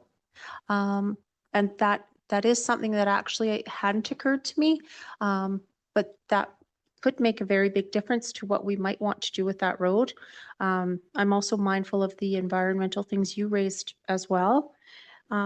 And of course, our already constrained budget that we have for roads, like that are highly trafficked roads as well, that we need to keep up for rideability and other things. And I really encourage people to look up the IICP report and read it. It isn't, like Michael Connolly, exciting, kind of read, but it's really imperative that people understand the burden of the infrastructure that we already have. We had a wastewater presentation. Like, we have a huge burden right now. We're looking at a lot of taxation. We're looking at raising utility rates. So I'm cautious of adding further burden to the taxpayer. So also what I wanted to ask, if we do the traffic impact study, which I don't think is a bad idea, who and how is that funded? Like, who's going to pay for that, and where's the money coming from? Like, all those things. Like, I'm really cognizant of adding cost burden to the taxpayer. So it seems to me prudent to follow staff's advice and grant this variance. And honestly, I don't see how we could currently, even if the cost sharing agreement was modified, I don't see where we would get the money. That doesn't need to be spent in other more critical places. Like, if CFO would give me an idea of what 1% of tax would be worth in dollars this year. About 100,000. Okay, so we're talking about 1.2 million. Even if the burden was half, that's 6%.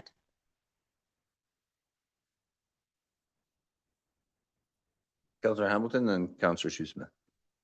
Thank you. Councillor Adia Kelly's comment kind of aligned with my own thoughts. The cost to the city to pave this is really high, with a significant number of other infrastructure issues that we need to face, or not face, we are facing that we need to deal with and tackle. My only concern with the staff recommendation are, the terms of this credit note, 2 years and 25%.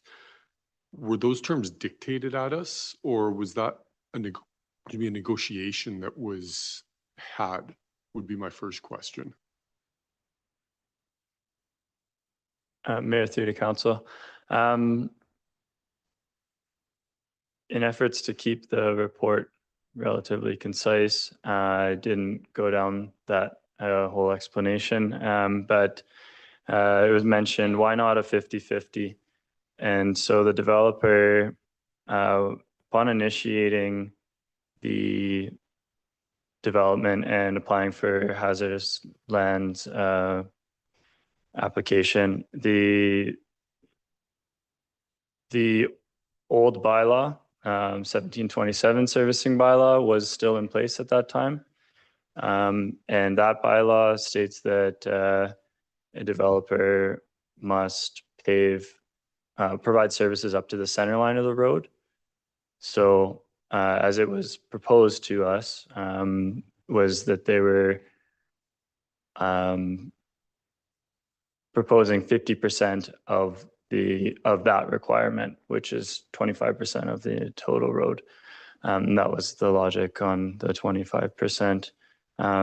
Again, I hate to try to apply or uphold an old bylaw because of something that's kind of been ongoing for that length of time. So it's always a bit of a messy period between switching bylaws, especially when there is a difference like that.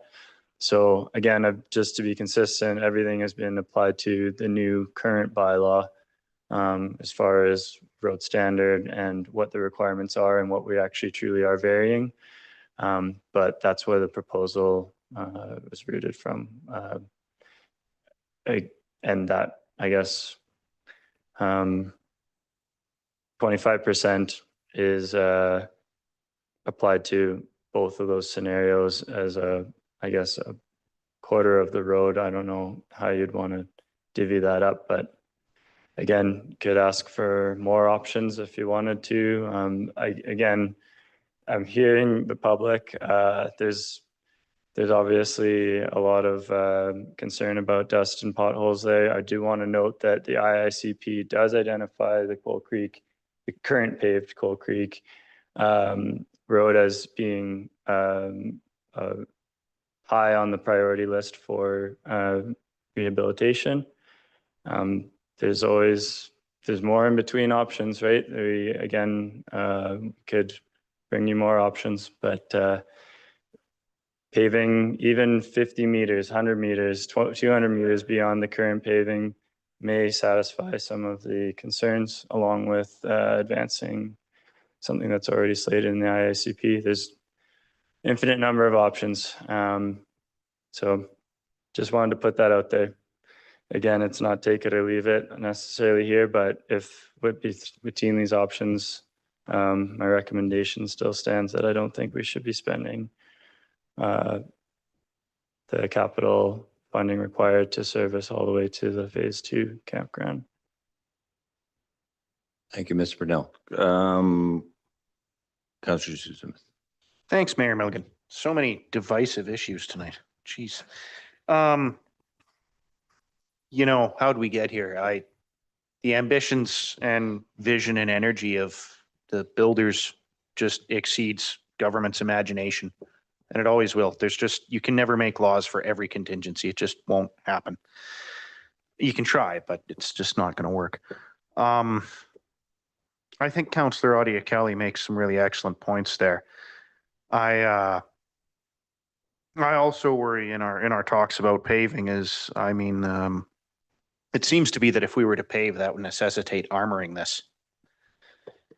And that would be a whole other set of costs that we haven't even spoken about here.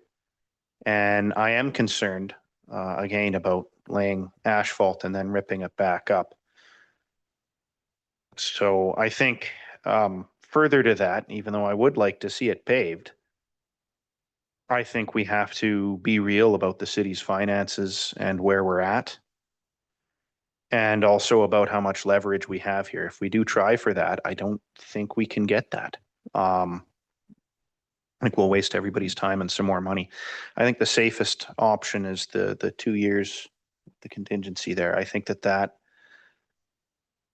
allows us to get a better handle on some things. I think that doesn't jump the gun. I think if we're going to wind up laying utilities for a sports field, that can happen in the interim and not involve us doing the work multiple times. Councillor Audia Kelly. Thanks, Your Worship. One final thing. If I recall correctly, one of us asked about the estimated tax revenue that the city would accrue from the campground once it's open. And if I recall, that figure was approximated at 70,000. Going off memory, that sounds roughly right. And that was just based off the other campground in town. That was based off the other campground in town. So let's just assume that that's fairly accurate and that 100,000 represents 1% of tax. So I think that's an obvious benefit to the community to bring in those tax dollars. I am just really concerned about adding to our infrastructure burden when the infrastructure burden that we already have is like ginormous. Mr. Boranowski, you had a comment? No? Councillor McIsaac and then Councillor Hamilton. Thanks, Your Worship. It's not that I don't appreciate your point, Councillor Audia Kelly, but when is that not going to be true?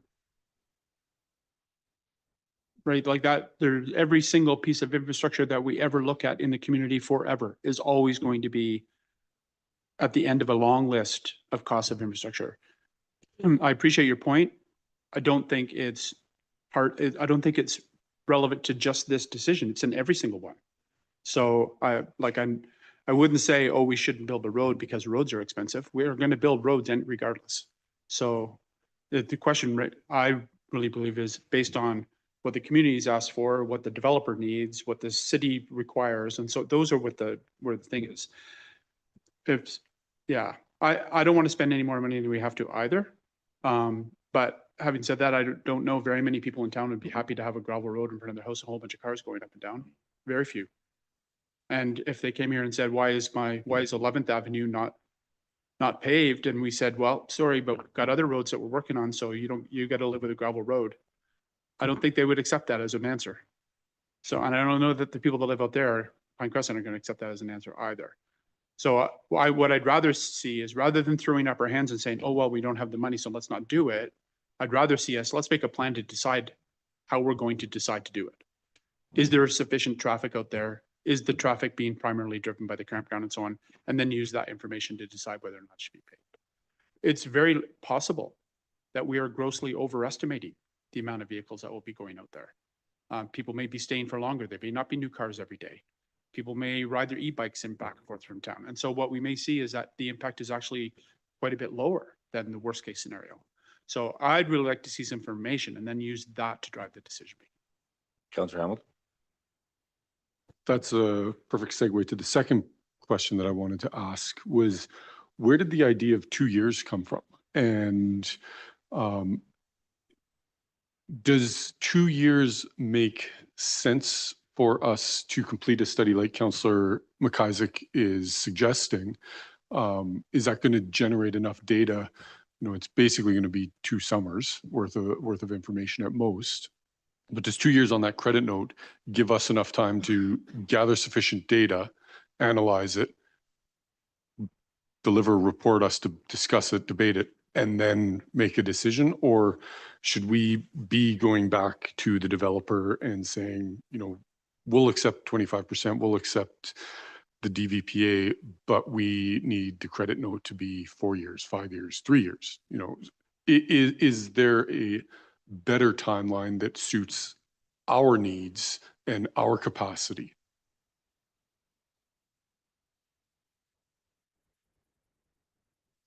I think you raise a good point that study, design, decision-making all takes time. I think 2 years was proposed by the developer, but it's kind of twofold. Is if you have it too long a time window, then you end up with the public of concern, you know, put out that much longer while we wait and see. So trying to dial in that timeline, I think, again, would be a bit of additional effort to understand the appropriate length of a traffic impact study, which would better inform the design and I guess also the cost split. But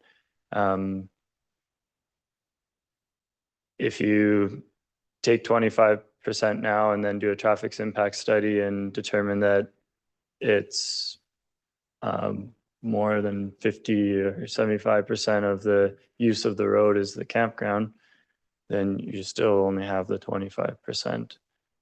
So I'm not sure the real benefit on the traffic impact study with that, but yes, 2 years was proposed by the developer, and by no means is the perfect timeline. I haven't put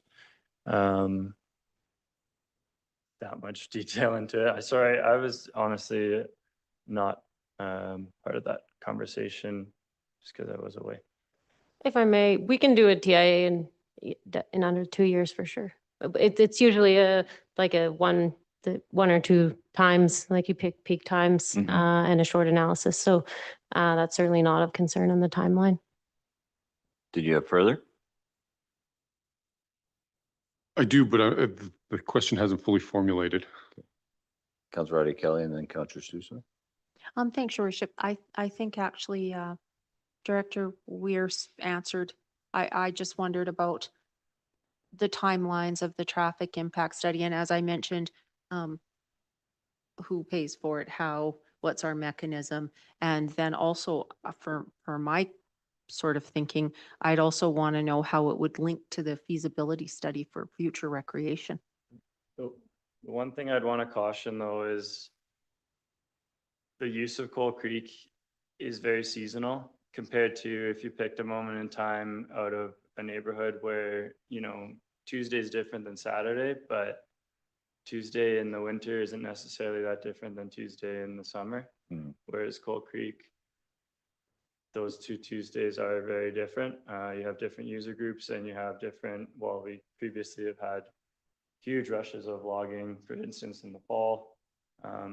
So I just caution that a traffic impact study may need to spread a little bit further than In my opinion, we would need to fund the TIA because we didn't place that as a requirement of the developer at the outset when we worked through the development permit requirements. So to require that at this stage would be not in line with our practices for outlining development conditions and following through on them. Thank you, Director. Councillor Shoesmith. Thank you, Mayor Milligan. Something occurs to me, just having had some level of experience with developments myself. Just for some color to this discussion, I think that, you know, if we were to conjure the $1 million to pave this up and proceed with all haste, how long would it actually take before we began paving? It would probably be more than a year, I would imagine. If you wanted to fund the project, it's not a complicated construction project and we could build it in 2026. Councillor Nixon. Thank you, Worship. It's hard to kick the can down the road when you can't afford the can, right? But I think that's what we're talking. That's what we're talking about right now. And you know, I do like the idea of the traffic going on the paved way to this beautiful resort, going through the Montaigne Parkway and entering it past the barn there. I think that is a nice compromise. That would be a beautiful way to go through, and it would also reduce speeds in that area. But that was my initial thoughts as we were coming into here. But I do like Councillor McIsaac's proposal, you know, get this awesome project off the ground and let some people go in there and then look at the volume, do the traffic impact assessment. And in 2 years, we'll see, because we sit around this table and we always talk about growth pace for growth. This is a substantial amount of cars, people, things for our community. And if growth has to pay for that, then that's the way it should be, right? So that's my thinking. I would support Councillor McIsaac's proposal as well. Except to say that this is an existing public road and we don't have a lot of, as to use Councillor Shoesmith's phrasing, a lot of leverage in this circumstance in terms of where we find ourselves today. Councillor Shoesmith. Thank you, Mayor Milligan. Through yourself to staff. Should we attempt to fund this road, just for people's information, what would conjuring that roughly $1 million, 966 plus or minus 2%, what would that look like for our taxation / reserves? Our historical reserve contributions have been 700,000 per year to the transportation reserve over the last 5 years. And I think the AMIP recommended 1.2 million, which is where we were, targeting increased reserve contributions to transportation now that temporary reduction based on the loan is complete. So that would equate to approximately 1 year of a project. And I believe Director Burdick can confirm, but we have that in the transportation reserve following this year's contribution because we were hoping to save it for a road rehabilitation project in 2027. Thank you. You just answered my follow-on question, which was that competes with road replacement and maintenance, correct? Yes, thank you. Seeing nothing else, I've got a couple of questions and observations. Just first of all, just the language around the letter of credit for a 2-year period. So what exactly does that buy us, so to speak? So it's money in hand if we advance the paving, or is it money in hand that helps to advance design, or how does that play out? We haven't drafted the terms of the letter of credit, but that's the common tool that we use in development engineering to secure funds required to support development engineering. So they're pretty standard from financial institutions, and they guarantee those funds are available, under said condition, usually driven by development servicing agreement. But but it would have to have some conditions on it. My thought is that it is for construction as opposed to design, but Thank you. Because, I'm reflecting on a lot of conversation here tonight and trying to synthesize my own thoughts. And so this is a personal perspective. I want to see that road paved eventually, because I do have a vision, and the community asks us to have vision as elected leaders, that there will be sports fields out at the old landfill site, and that, paving that road will not only provide improved access, but will provide access to what has already been characterized as a really great additional amenity in this community. Those campsites they're in short supply. The developer's done a great job. It looks fantastic. The phase 2 is still completely treed. Like it's going to look great. It's a great opportunity for our community. The usage question, of course, always has to be balanced with the economic benefit. And we've talked a lot at this table, particularly recently, about economic development. And here's an opportunity for a significant economic development in our community, both phase 1 and phase 2. And where I'm sort of landing on this is reflecting again on Councillor Shoesmith's comment, is we don't have a lot of leverage, but this provides us sort of money in hand to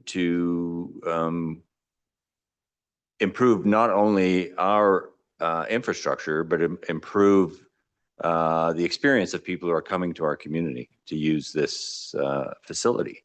And I'm sort of currently landing on the side of the current staff recommendation about, let's get this thing open, let's keep that money in hand, and let's see how this plays out, and let's look at the numbers as we go, both from a road usage, but from an economic development perspective. Like, what are we seeing in terms of usage and the impact to the community? And because in my grandiose vision, those campsites are full of people who are attending tournaments on the ball fields at some point, and that are all out there. And I do also wonder about infrastructure.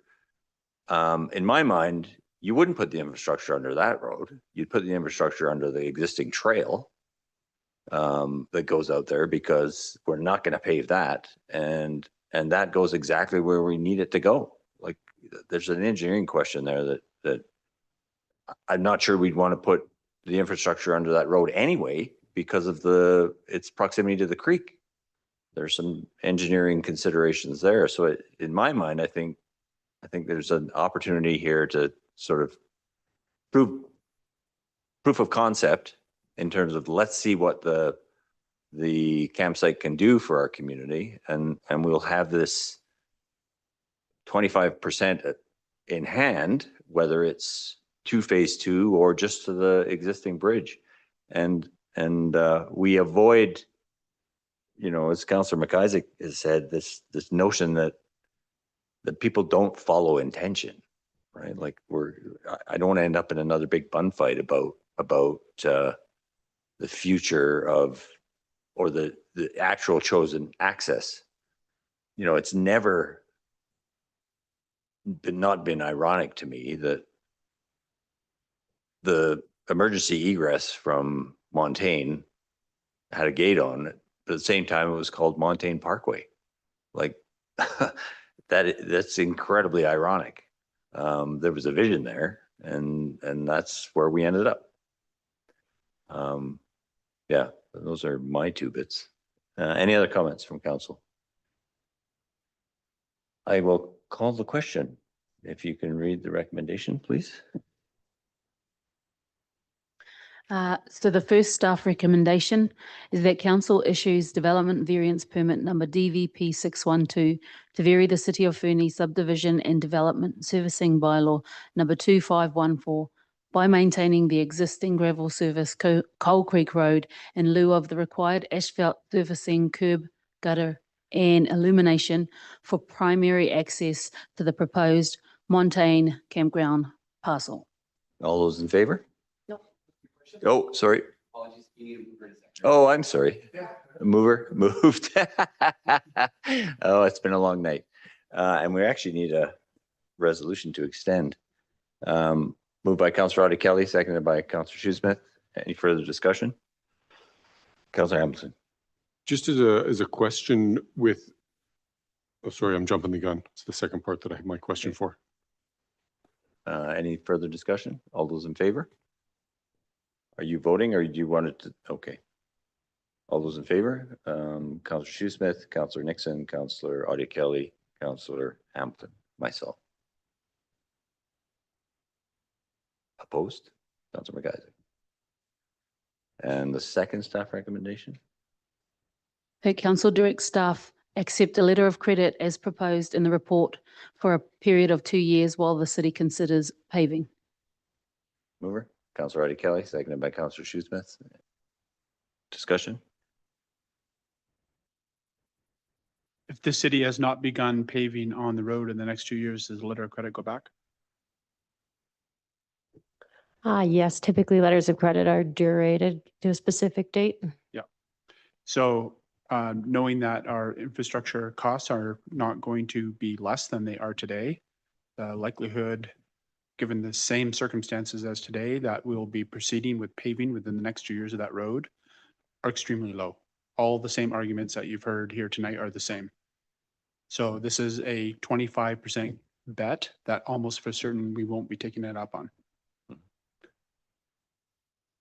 Councillor Hamilton. Thank you.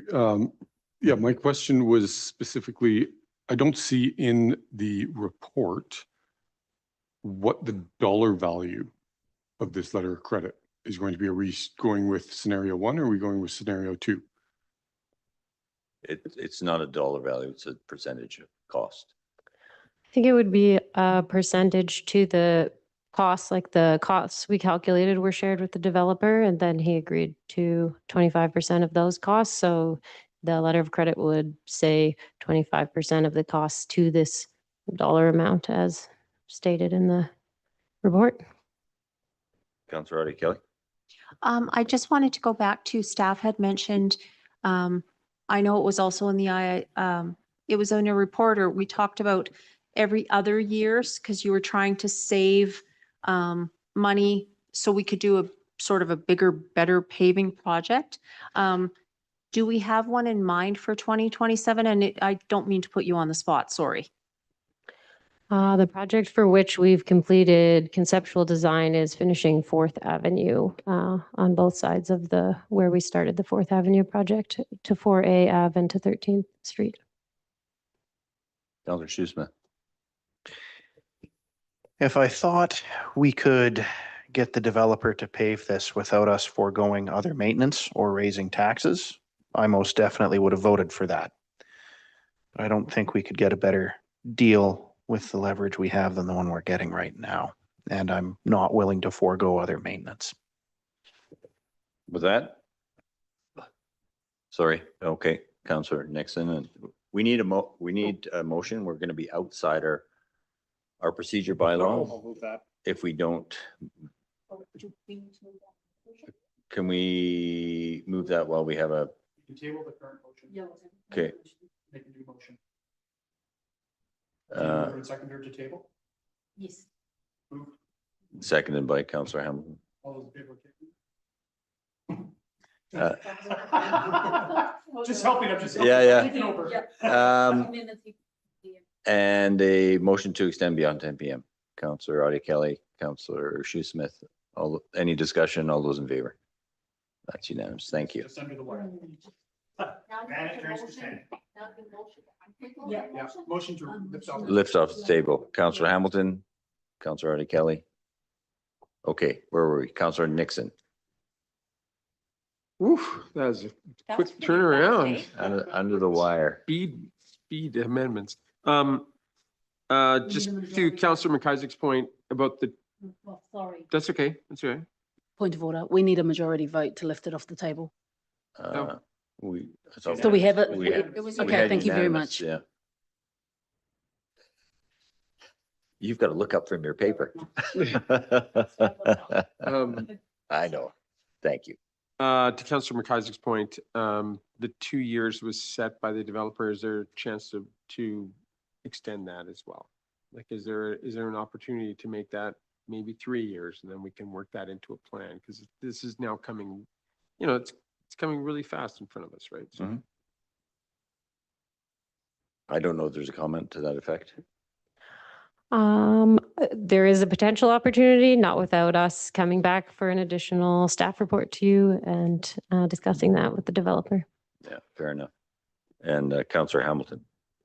Thank you, Your Worship. I'm still not clear from the response I got as to how much the letter of credit is for. Is it for scenario one, the $322,139, or will we be asking for the $112,749?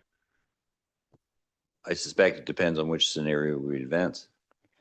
Yeah, that's correct. I think it would be, if scenario one, the idea is 25% of the cost of either scenario. So at this point, it would be wise to take the full scenario. And then if you opt for a shorter portion, you'll just use 25% of that. Thank you. Any more discussion? All those in favor? Myself, Councillor Nixon, Councillor Audie Kelly, Councillor Hamilton. All those opposed? Councillor McIsaac.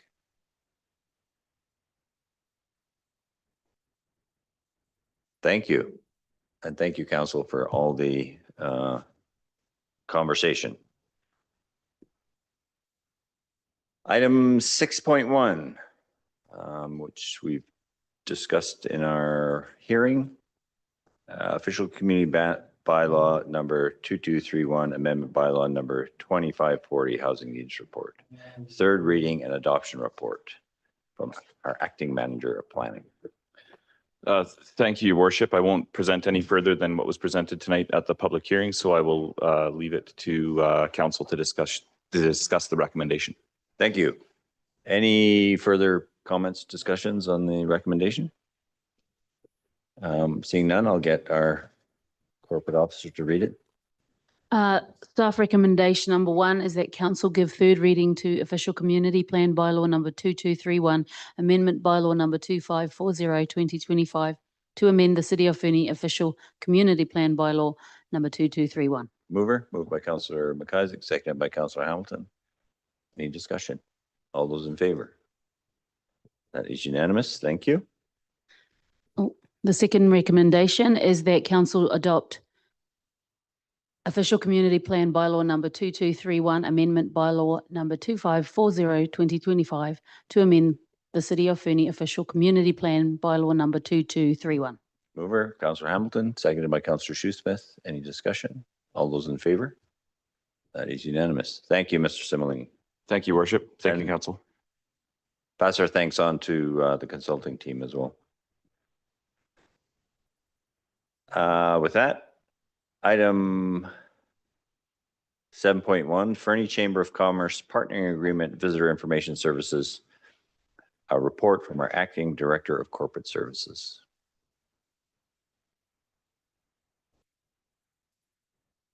Good evening.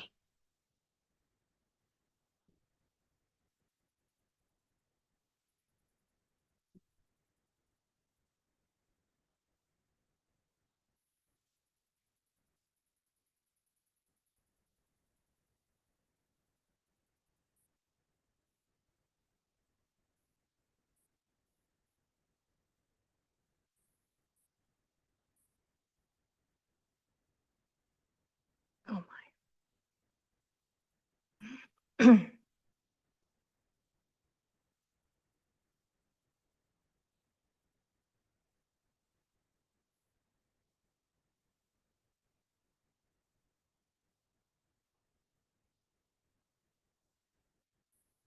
Thank you for your patience. I'm before you this evening to discuss the Chamber of Commerce, who provides the visitor information services and operates the Visitor Information Center with a partnering agreement extension.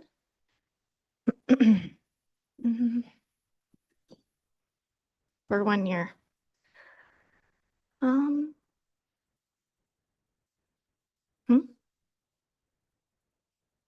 I'm unable to advance the slide, but if you'd like, I can verbally continue.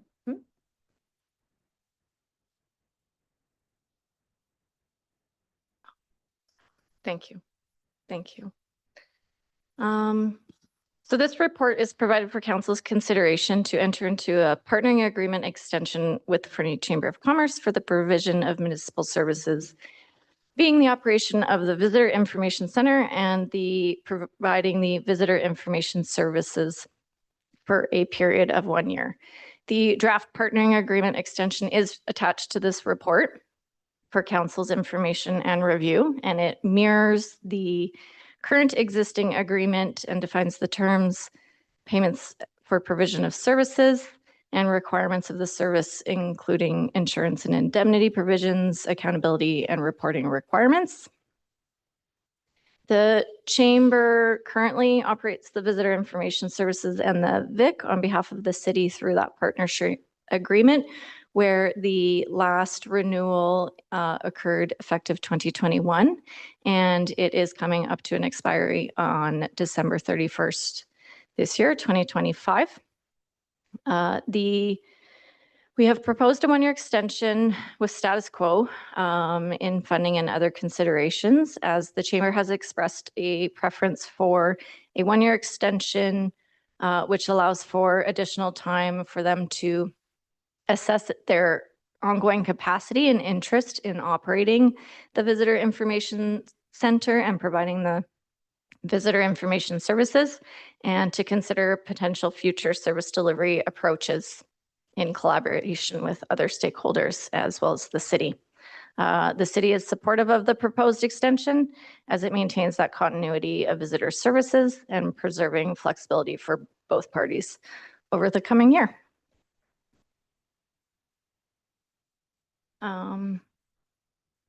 Overall, the operation of the Visitor Information Center is funded in accordance with the schedule attached to the draft agreement and has a total of $110,000 over a 1-year extension for the agreement. And this was drafted by legal counsel, and staff are recommending council approve the partnership agreement for the 1-year extension for the operation of the Visitor Information Center, and authorize the mayor and council, or the mayor and corporate officer, excuse me, to execute the agreement following the public notice period requirements. I'm happy to answer any questions. Thank you, Ms. Neal. Questions from council? Seeing none, I will ask our corporate officer. Staff recommendation is that council endorse the partnering agreement with the Fernie Chamber of Commerce attached to this report, and that council authorize the mayor and a municipal officer to execute the agreement following the required public notice period. Moved by Councillor Audie Kelly, seconded by Councillor Hamilton. Any discussion? All those in favor? Opposed? It's unanimous.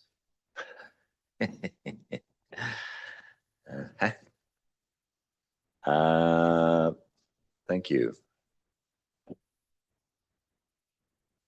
Item 7.2, 2026 utility rate direction report from our Director of Finance, Mr. Burdett. Thank you, Mayor Milligan. Evening, council and member of the public. This is a very similar presentation to last week's with a few added items requested by council. So staff tonight's requesting direction to set water and sewer utility rates to bring back both bylaws for council's initial readings at the January 13th council meeting. Agenda, again, there's 3 main issues for this budget. 1 is operating expenses. 2 is the capital plan for 2026 and the work we've done in our long-term capital planning and reserve projections. 3 is the wastewater treatment facility potential in 2028-29. Starting with operating expenses, there's small increases to external contracts and building maintenance line items to account for increasing system maintenance needs. The rest of the operational expenses are expected to increase on an inflationary basis. Total operating expense increase for both water and wastewater is 3%. There is, however, one major operating cost ask for council to consider. The water utility specifically is understaffed with its team of 3. urgent issues due to external factors like regulatory requirements or turbid events are happening more frequently, which reduces time to spend on preventative maintenance.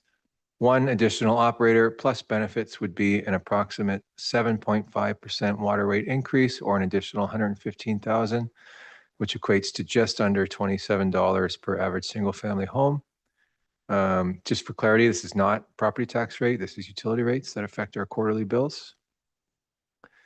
This is a new item from last week, and I've been wanting to bring this before council for a while, but the last few years saw fairly high interest rates, so it was less of an issue. But now that they're trending lower, I wanted to bring up the early payment discount that we offer for people that pay their full year utility balance by the end of February. We offer a 5% discount. Other municipalities do this as well. Not all of them, but they offer between 3 and 10% that I was able to find. This discount dates back to the 1970s when interest rates were double digits, and it made sense to offer this from the city's perspective because we could invest that early money and have it grow.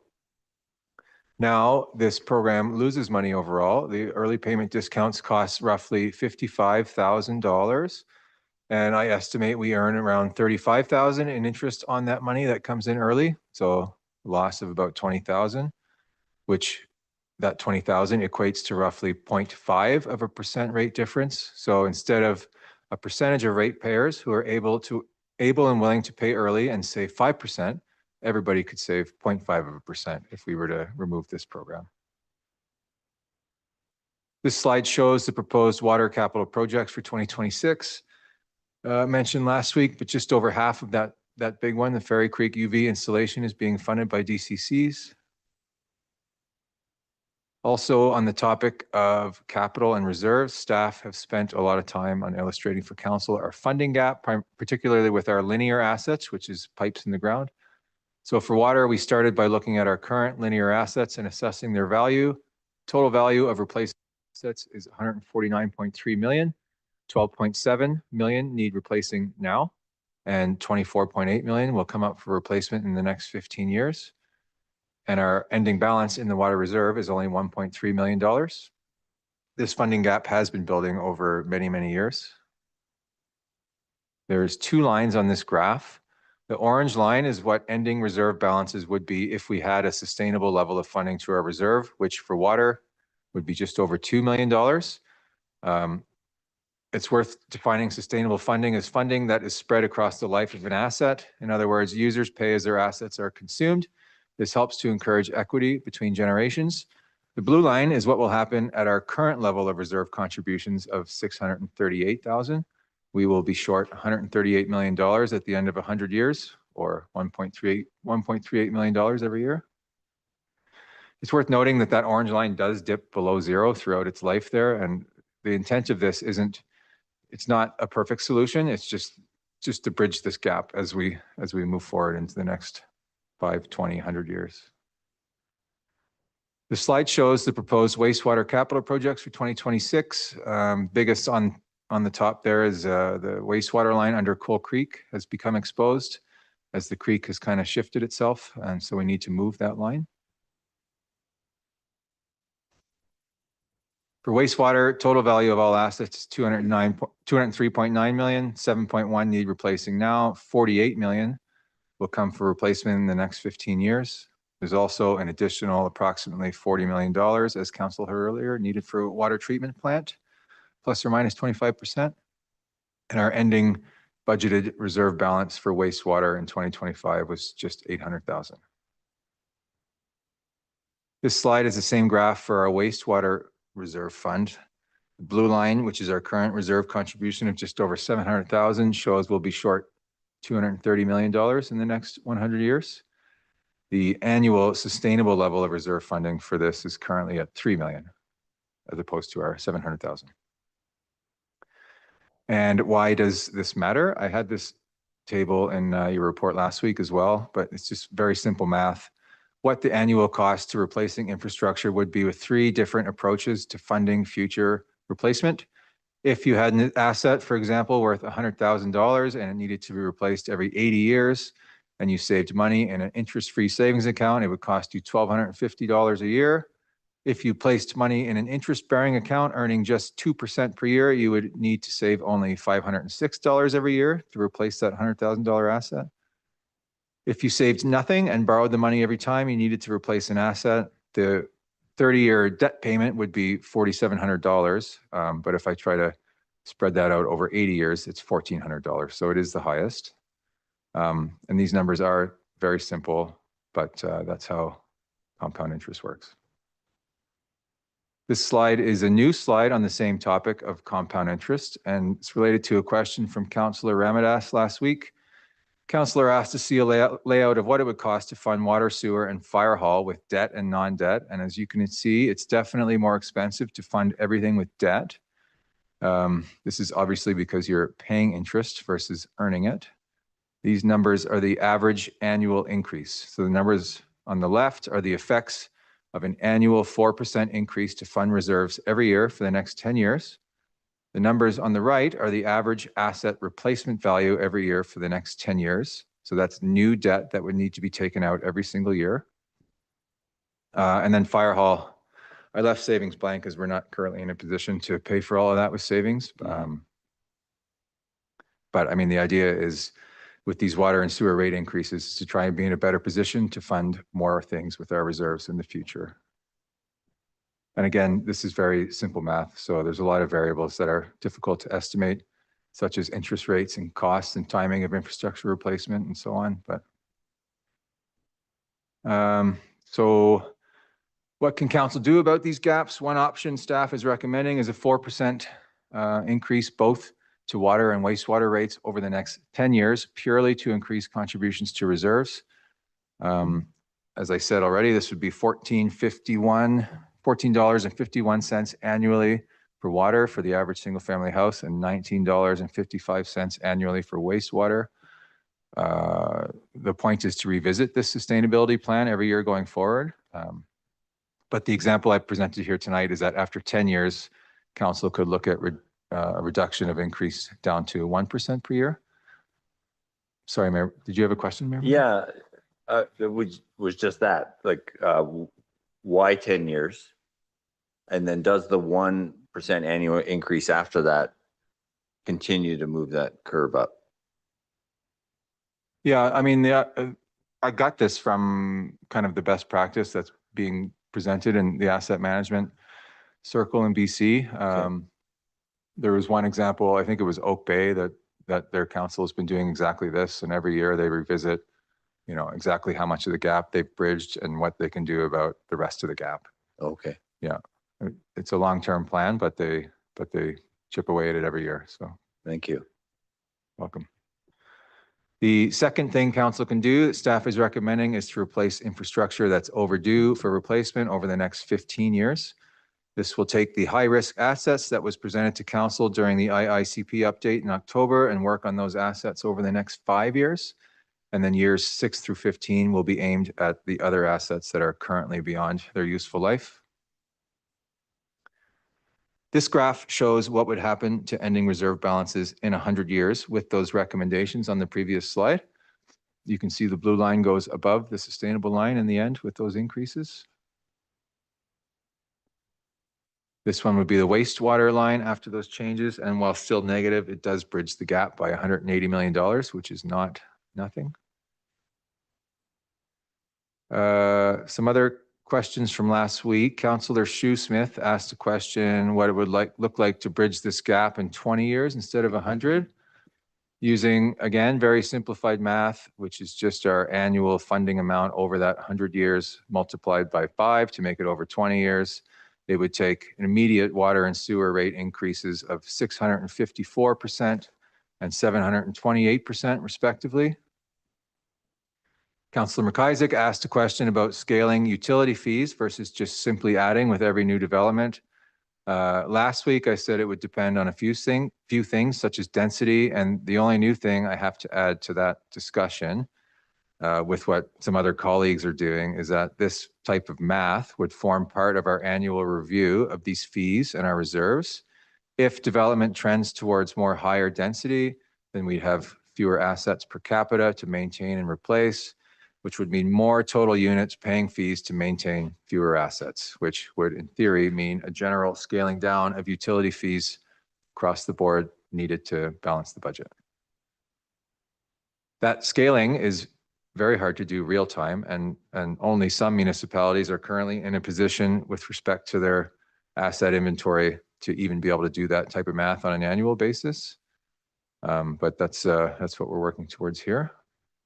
Councillor Hamilton had a question about looking at the end cost per user, and I did dig into it a bit, and we do have some high level numbers on number of units that are on each of the different types of fees, but I wasn't able to get any sort of meaningful math in a week on per user, per ratepayer basis. And also certain categories like campgrounds, for example, I don't have user data. I would need external help to put any sort of meaningful math together, but those, the different types of fees are included in your package with the two bylaws. Those 20-year fees that's Osoyoos numbers. Yeah, they're big. Apologies to Osoyoos. Well, and I mean, that's the point, is to try, I mean, I would call these moderate increases, and the point is to avoid emergency major type ones. Yeah. increases. Yeah. Agreed. Yeah. Council just received a detailed presentation on this, but the $40 million wastewater treatment plant, significant funding source for this will probably have to be borrowing, but presenting an option here for council to consider saving a small amount for this expense now to reduce the future borrowing impact a little. An additional 5% sewage rate increase would be $23.50 per average house and would raise an additional roughly 100,000. 10% increase would obviously double those numbers. To summarize these findings for council, for water, staff is recommending a 14.5% increase, which includes the 7.1% one-time increase for a new operator, 4% increase to go to reserves, and 3% for inflationary operating expenses. Wastewater is a 17% increase recommendation, 14% for reserves, 10 of which will be purely for the near future wastewater treatment plant, 3% for inflationary operating expenses. As the report this week and last week noted, this analysis and the ICP only include the water and wastewater linear assets and not the facilities that are also required to support the delivery of these critical services. That information will be compiled through an upcoming project titled the Facilities Asset Capital Plan, and these projections will be revised upon that project's completion. I think I was on this slide last week when Councillor Audia Kelly asked what the new utility bills would be with these changes. And I just want to clarify what I said at that meeting. I estimated current utility bills to be roughly $880 in that meeting. The correct number for utility bills is actually $851, but that's just the amount for water and sewer, which is the topic of tonight's presentation. There's also your solid waste removal that goes as part of your quarterly fees. So that's why it maybe seems lower than some were expecting. Sorry, Mr. Burdett, just for clarity, your summary here, the 4% to increase contributions to reserves in both these proposals is for 10 years. Yeah, so the bylaw that will come to council for reading, it has a table in it that has the increases for the next 5 years. So it'll have whatever council decides, 14.5 for water and 17 for sewer in this next year. And then the next 4 years, it'll be like 7% each year, 4 for reserves, 3 for inflationary operating. Yeah, I just wanted folks to remember that. Yeah. Thank you. And to close, these are the recommendations with your report. And after council makes their decision, bylaws come back January 13th for readings. And I also would like to ask for council for their direction or some discussion on the early payment discount, please. Noting that on January 13th, we can always amend the bylaw before council does its readings if council wishes. Thank you. Thank you. To answer questions. Councillor Audia Kelly. Thanks, Your Worship. I just wanted to ask CFO if using our figure that Director Weir and Manager Pinnell gave us of 40 million, give or take, the plus or minus 25, so let's call it 30 to 50. And assuming we had to borrow, say, a third of that money, what would our annual payment look like? Can you just give us a ballpark idea? And while you're doing that, I think it's important also to let people know that borrowing for wastewater does not require a referendum, regardless of amount. Excellent point, Your Worship. That's the direction we received from the province at my very first UBCM. So 30% of 50 is 15 million. Current interest rates 4.03%. That's an annual payment of 871,000. And my sheet's only designed for property tax, but a 1% rate increase in sewer is it's about 21,000. So about a 41% increase to pay for the loan. Sorry, 41%? Yeah. Ouch. Other questions from council?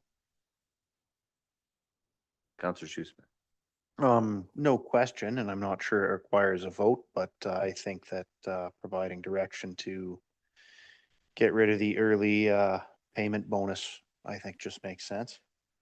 I don't disagree if it's costing us money.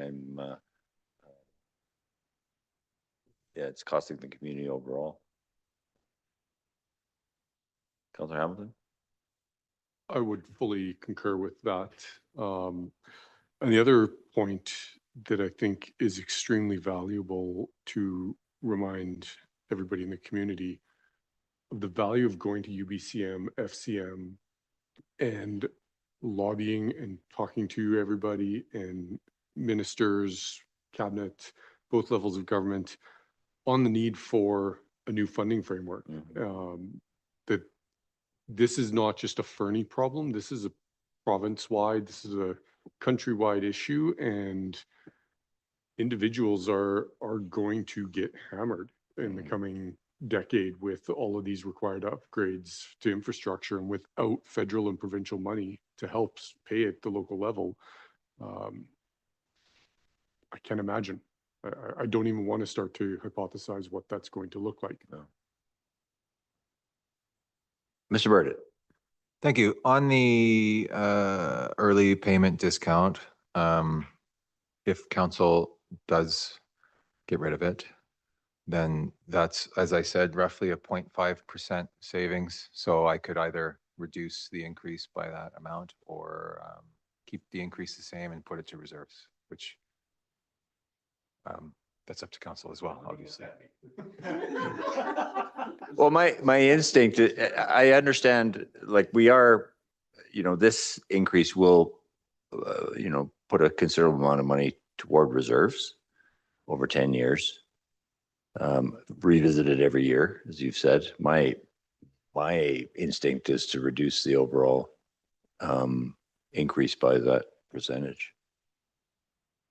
Mr. Boranowski. Thank you. Through to council, I just want to clarify on one point that was made. It is not specific to the early discount.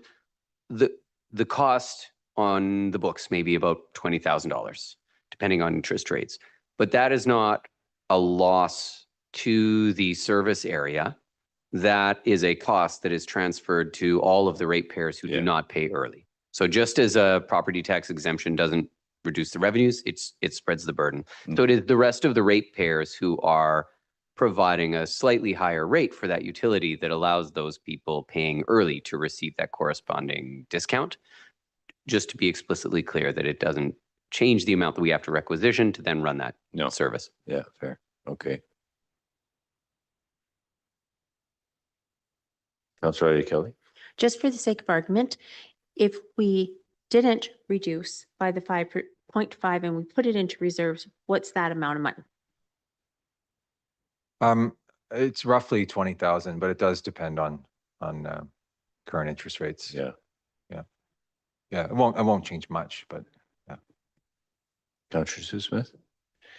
You know, I'd really hope to hear we could close that gap in my lifetime. I trust you're going to live longer than 20 years. Oh, yeah, but I mean, we're not doing 658%. That's not happening.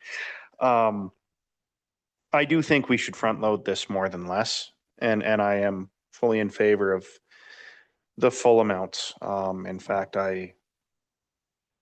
the more we pay now, that the way the compounding things work is it pays off higher dividends longer. Mhm.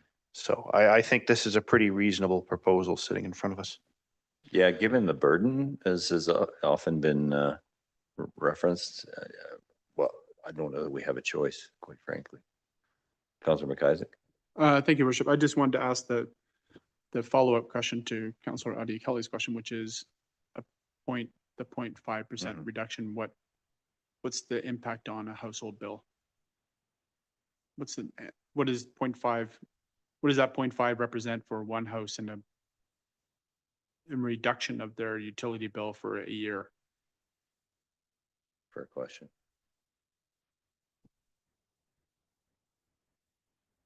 That's $4.30. $4? Yeah. I would like to see it go to reserves, Your Worship. I think it'll have greater impact there. I suspected you would. Yeah. Councillor Hamilton. I was going to say the exact same thing.